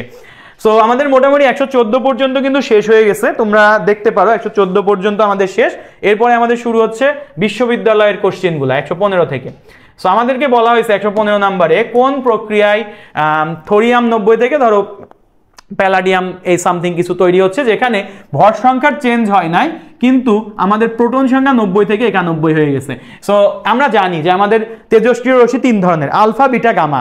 সো একমাত্র বিটা ইমিশনে বা বিটা এখান থেকে চলে যাওয়ার ফলেই আমার প্রোটন নাম্বার 1 বেড়ে যায়, তার মানে এটার অ্যান্সার কি হবে? Beta emission. ভালো মতন খেয়াল করো, ঠিক আছে? যেসব পরমাণুর ভর সংখ্যা একই, ভর সংখ্যা একই মানে এটা আইসোবার, তো আমার অ্যান্সার হবে আইসোবার। নিচের কোন আলোক রশ্মির তরঙ্গ দৈর্ঘ্য সবচেয়ে দীর্ঘ? দেখো খেয়াল করো, আমি যত নিচে যাইতাম, সিজিক্সু হিমলিখায় নিচে যাইতাম, তত আমার তরঙ্গ দৈর্ঘ্য বাড়তো। আমি কিন্তু ক্লাসের স্পিড আস্তে আস্তে বাড়াই ফেলছি, ফার্স্টে লো ছিল, কারণ আমি জানি এখন আমার সব রকম কনসেপ্ট শেষ, আমি টানতে পারবো, তোমাদেরও এরকম হইতে হবে। নিচের কোন রশ্মির তরঙ্গ দৈর্ঘ্যের সবচেয়ে বড়? সো এই হচ্ছে আমাদের নিচে যাইতে হবে। তো সিতে ছিল কি কসমিক রে, কসমিক রে নাই। জিতে ছিল গামা রে, গামা রে সবার উপরে ছিল, এটা হবে না। তারপরে আমাদের হচ্ছে জিক্সুতে জি নাই, এক্স রে আছে, তার মানে এটাও হবে না উপরের দিকে। ভিজিবল রে তার একটু নিচে, আচ্ছা ভিজিবলের নিচে মাইক্রোওয়েভ, সবার নিচে আছে মাইক্রোওয়েভ, তার মানে মাইক্রোওয়েভ হবে অ্যান্সার। সো আশা করি বুঝতে পেরেছি। আর কোনো জায়গায় যদি প্রবলেম থাকে অবশ্যই আমাকে জানাইতে পারবা, ইনবক্সে জানাই ফেলবা, ওকে? আচ্ছা, এটা হচ্ছে কোবাল্ট আর কোবাল্ট 2+, এর জন্য নিচের কোনটি যোজ্যতা স্তরের ইলেকট্রন বিন্যাসী সঠিক? দেখো আমার হচ্ছে আয়রনের পরে কোবাল্ট আসে, আয়রন 26, কোবাল্ট হচ্ছে 27। 27 এর জন্য আমার আর্গন ফার্স্টে দিয়ে দিই, তারপরে আমার আসে 3d আর 4s, তার মানে এখানে হচ্ছে 4s to 3d7। আর যখন এখানে দুইটা 2+, তার মানে এখানে ইলেকট্রন আছে 25টা, তার মানে 4s থেকে দুইটা ইলেকট্রন নাই, 3d7 হয়ে গেছে, 4s 0 হয়ে গেছে। তার মানে আমার সিরিয়ালি যেহেতু বলছে, তাহলে 3d7 4s2, 3d7 4s2 কই আছে? 3d7 3s2, এটা হবে না। 3d7 4s2, 3d7 4s0, এটা হবে অ্যান্সার। নিচের কোন ইলেকট্রন বিন্যাস সাধারণ নিয়মের ব্যতিক্রম থাকে? আমরা মুখস্থ আকারে ট্রাই করব। ক্রোমিয়াম মুখস্থ আছে। রিডবার্গ সমীকরণ আরএস দ্বারা প্রকাশিত। আচ্ছা ম্যাথ শিক্ষা পরীক্ষায় 121 শিক্ষা পরীক্ষায় ব্যবহৃত কোবাল্ট ব্লু ক্লাসে কোন আলো সম্পূর্ণ শোষণ করে? এটা হচ্ছে সোডিয়ামের কালারটা মনে রাখবে, সোনালী হলুদ। লবণের দ্রাব্যতা গুণফল নির্ণয়ের ক্ষেত্রে কোনটি প্রযোজ্য? দ্রাব্যতা গুণফল বা দ্রাব্যতা নির্ণয়ের ক্ষেত্রে আমরা সম্পৃক্ত দ্রবণটাকে প্রায়োরিটি দিই। সম্পৃক্ত দ্রবণের ইংলিশ হচ্ছে স্যাচুরেটেড সলিউশন। সো এটা সুপার স্যাচুরেটেড মানে হচ্ছে অতিপৃক্ত, অতিপৃক্ত মানে অদক্ষেপ করে, দরকার নেই। আনস্যাচুরেটেড মানে অসম্পৃক্ত, এইটা আমার অ্যান্সার হবে না। স্যাচুরেটেড মানে সম্পৃক্ত, এটা হবে অ্যান্সার। দ্রাব্যতা গুণফল নির্ণয় কোনটি হচ্ছে প্রযোজ্য? দ্রাব্যতা গুণফলের সংজ্ঞা যারা জানে, স্বল্প দ্রবণীয় আয়নিক যৌগের ক্ষেত্রে দ্রাব্যতা গুণ, স্বল্প দ্রবণীয় 1 নম্বর লিখো, আয়নিক যৌগ 2 নাম্বার, তারপরে হচ্ছে আমার কি হতে হবে, এটাকে মাস সম্পৃক্ত দ্রবণ হতে হবে, স্বল্প দ্রবণীয় আয়নিক যৌগ, এইটা হবে অ্যান্সার। ঠিক আছে, পরমাণুতে অরবিটালের ধারণা নিচের কোনটি থেকে পাওয়া যায়? অরবিটাল, ভালো করে খেয়াল করো, অরবিট আর অরবিটাল। সো অরবিটের ধারণায় মোটামুটি আমরা হচ্ছে বোর পরমাণু মডেল, আর অরবিটালের ধারণা, আচ্ছা অরবিটালের ধারণাটা আমরা সম্ভবত কোয়ান্টাম থেকে পাই। ঠিক আছে, কোয়ান্টাম, হ্যাঁ কোয়ান্টাম বলবিদ্যা থেকে পাই, কোয়ান্টাম বলবিদ্যা থেকে পাই, এটা মনে রাখবা। কোনো আলোক রশ্মির তরঙ্গ দৈর্ঘ্য 540 ন্যানোমিটার, এর বিকিরণের বর্ণ কত? দেখো এইসব কোশ্চেন আগে বুয়েটে এমসিকিউতে আসতে দেখা যেত এবং এগুলো এখনো আসতে দেখা যায়। তো আমরা এটা মনে রাখি, বেনিয়া সহ কলা, বেনিয়া সহ কলা। সো এটার সিরিয়ালটা কেমন ছিল? এটা শুরু হয় 380 দিয়ে, 424-এ শেষ হয়, এটা শুরু হয় 425-এ, 25 দিয়ে 450-এ শেষ হয়, এটা শুরু হয় 451 দিয়ে, এটা 451 থেকে 500 দিয়ে শেষ হয়, এটা শুরু হয় 501 দিয়ে, 575 দিয়ে শুরু শেষ হয়, এটা 576 দিয়ে শুরু হয়, এটা 590 দিয়ে শেষ হয়, এটা 591 দিয়ে শুরু হয়, লাল হচ্ছে 647 থেকে 780 পর্যন্ত যায়। আমাকে বলছে 540, 540 কোন রেঞ্জে পড়ে? সবুজের 501 থেকে 575, সবুজ, তার মানে এটা সবুজের রেঞ্জে পড়ে। সো এটা হবে আমার অ্যান্সার কি? সবুজ। ওকে, একটি পরমাণুর পঞ্চম শক্তি স্তরে সর্বোচ্চ ইলেকট্রন ধারণ ক্ষমতা, ভাই সর্বোচ্চ ইলেকট্রন ধারণ ক্ষমতা একটা কথা, আর এটা হচ্ছে কয়টা ইলেকট্রন থাকতে পারে। ইলেকট্রন ধারণ করতে পারে 2n², 2n² মানে 2 × 5², মানে এটা হচ্ছে 50টা, হ্যাঁ 50টা। সো এটা নিয়ে হাজারিন অ্যাক্সাইডে 50টা আছে বলে আমি 50টা দিলাম, বাট মোর অ্যাপ্রোপ্রিয়েট আমাদের হচ্ছে 32টা, কারণ ইলেকট্রন হচ্ছে 32টা বেশি থাকতে পারে না, বাট আমাকে বলছে ধারণ ক্ষমতা, হ্যাঁ ওকে ধারণ করতে পারে 50টা, এইটা আমি মেনে নিলাম। ঠিক আছে, হ্যাঁ এটা নিয়ে অনেক কন্ট্রোভার্সি হয়, বাট হাজারিন অ্যাক্সাইডে 50টা আছে। এরপরে আরেকটা এরকম কন্ট্রোভার্সিয়াল কোশ্চেন আছে, 2p অরবিটালের জন্য n, l ও m এর মান কোনটি? ভাইয়া n এর ভ্যালু তো 2, p তে l এর ভ্যালু হচ্ছে 1, 1 যেটা যেটা এনে কাটো, এটাই 2 আছে, এটা n এর ভ্যালু 1 আছে, তাহলে এটাও কাটো, n এর ভ্যালু 2l, আচ্ছা ঠিক আছে। এইবার আসো যে আমার m এর ভ্যালু তাহলে লাগবে কি? l 1 হলে m এর ভ্যালু -1 0 + 1, -1 0 + 1, এইটা, তার মানে এটা ভুল। আচ্ছা 3d উপশক্তি স্তরে অনুমোদিত চুম্বকীয় কোয়ান্টাম সংখ্যার মান কোনটি? দেখো ভাই আর d উপশক্তি স্তরের ক্ষেত্রে l এর ভ্যালু 2, আর l এর ভ্যালু 2 হলে m এর ভ্যালু কি হইতে পারে? 2l + 1, তাহলে 2 × 2 + 1, দ্যাটস মিন এটা 5। কোথায় আছে 5? কোথায় আছে? গ নম্বরে। আচ্ছা নিচের কোন সেটটিতে সময়ায়ন প্রভাব বিদ্যমান? খুবই একটা গুরুত্বপূর্ণ কোশ্চেন। সময়ায়ন প্রভাব হতে গেলে সেখানে মাস্ট মনে রাখবা অবশ্যই সময়ায়ন প্রভাব কোন যৌগে প্রযোজ্য? দ্রাব্যতার ক্ষেত্রে। আর দ্রাব্যতা হতে গেলে যৌগটাকে আয়নে বিশ্লেষিত হতে হবে, এই কথাটা মোটামুটি তোমরা জানো, বা দ্রবণ তৈরি করতে হবে, সম্পৃক্ত হইতে হবে, মিশামিশি করতে হবে। সো মিশতে গেলে সেই দ্রবণটাকে কি হইতে হবে? পজিটিভ নেগেটিভ ভাঙা লাগবে, পজিটিভ নেগেটিভে ভাঙে একমাত্র আয়নিক যৌগ, তার মানে এখানে আয়নিক যৌগে হতে হবে ফার্স্ট অফ অল, এবং আয়নিক যৌগগুলোর মধ্যে কমন আয়ন থাকা লাগবে। সময়ায়ন মানে তো বুঝো common ion, first of all ionic হইতে হবে। দেখো C6H5 বেনজিনের মাথায় ক্লোরিন, বেনজিনের মাথায় ক্লোরিন, বেনজিন কি অর্গানিক কম্পাউন্ড, এটা কি এটা কি আয়নিক? সমযোজী, এটা কাটা। CH4 তুমি অর্গানিক কেমিস্ট্রি অ্যালকেনের প্রথম সদস্য, এটাও সমযোজী, কাটা। CH3Cl আর সোডিয়াম ক্লোরাইড, এই CH3Cl দেখো মিথেনে একটা হাইড্রোজেন সরে একটা ক্লোরিন আনলা, মিথেনের জাতক, এটাও তো অর্গানিক কেমিস্ট্রি মানে অজৈব যৌগ, সরি জৈব যৌগ, তার মানে সমযোজী, এটাও কাটা। একমাত্র এখানে দেখো H2S তুমি ভাঙতে পারবা, HCl কেও ভাঙতে পারবা, আয়নিক ফর্মে ভাঙতে পারবা, এবং কমন আছে কি? এখানেও আছে হাইড্রোজেন, এখানেও আছে হাইড্রোজেন, দ্যাটস মিন এটা হচ্ছে সময়ায়ন প্রভাব। এই কোশ্চেনটা কিন্তু ডিরেক্ট আসছে, হ্যাঁ এই কোশ্চেনটা কিন্তু ডিরেক্ট কোনো একটা ভার্সিটি মেডিকেলে সম্ভবত গত বছর আসছে। আচ্ছা এখানে ম্যাথ আছে, ম্যাথগুলো আমরা পরে করব। আচ্ছা আমি টান দিতেছি একটু, তোমরাও আশা করি বুঝতেছো, কোনো প্রবলেম আশা করি নাই। এই যে এখানে একটা কোশ্চেন দিচ্ছে, পঞ্চম শক্তি স্তরে মোট অরবিটাল সংখ্যা কতটি?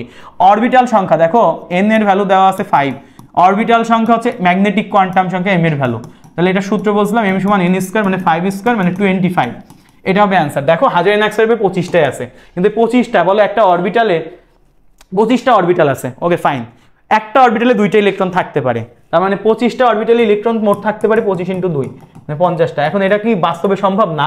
আমাকে বলছে অরবিটাল সংখ্যা কয়টি, ওকে ঠিক আছে 25টা আমি দিলাম, কিন্তু আমাকে যদি বলতো অরবিটাল কয়টি সম্ভব, তখন কিন্তু অ্যান্সার হয়তো কি n এর ভ্যালু কখনো 5 এর মানে 5 যাইতে পারে না, 4 পর্যন্ত মাস যাইতে পারে। সো আমাদের 4, তাহলে 4² মানে 16 হইতো অ্যান্সার। আসলে বাস্তবে সম্ভব 16টা, কিন্তু এখানে 25টা, ওকে ঠিক আছে, হ্যাঁ মানে থাকতে পারে 25টা মানে ধারণ ক্ষমতা, বাট আমার থাকবে আসলে 16টা, ঠিক আছে।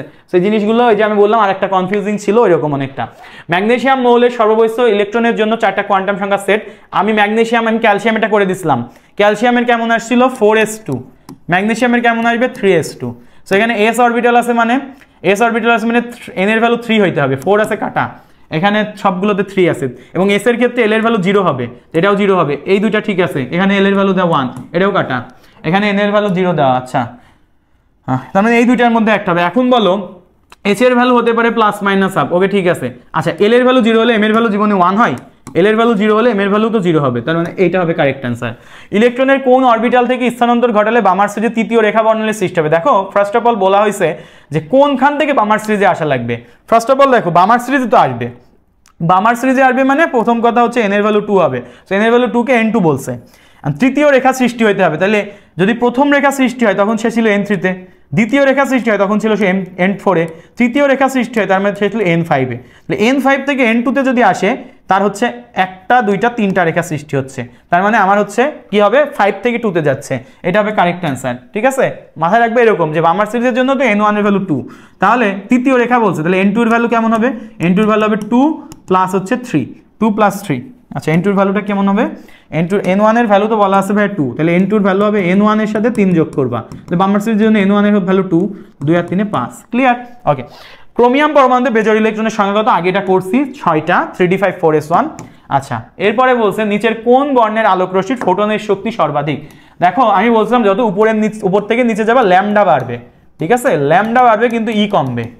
এখন তোমাকে আমার বলা হয়েছিল যে আবার এই শক্তিগুলো এমন ছিল বেনি আ স হো কলা, যত নিচে যাবা ল্যামডা বাড়বে বাট শক্তি কমবে, তাহলে শক্তি কার বেশি যায়? উপরে আছে, তাহলে বেগুনি নীল আসমানি মানে বেগুনি সবার উপরে আছে, বেগুনির শক্তি সবচেয়ে বেশি।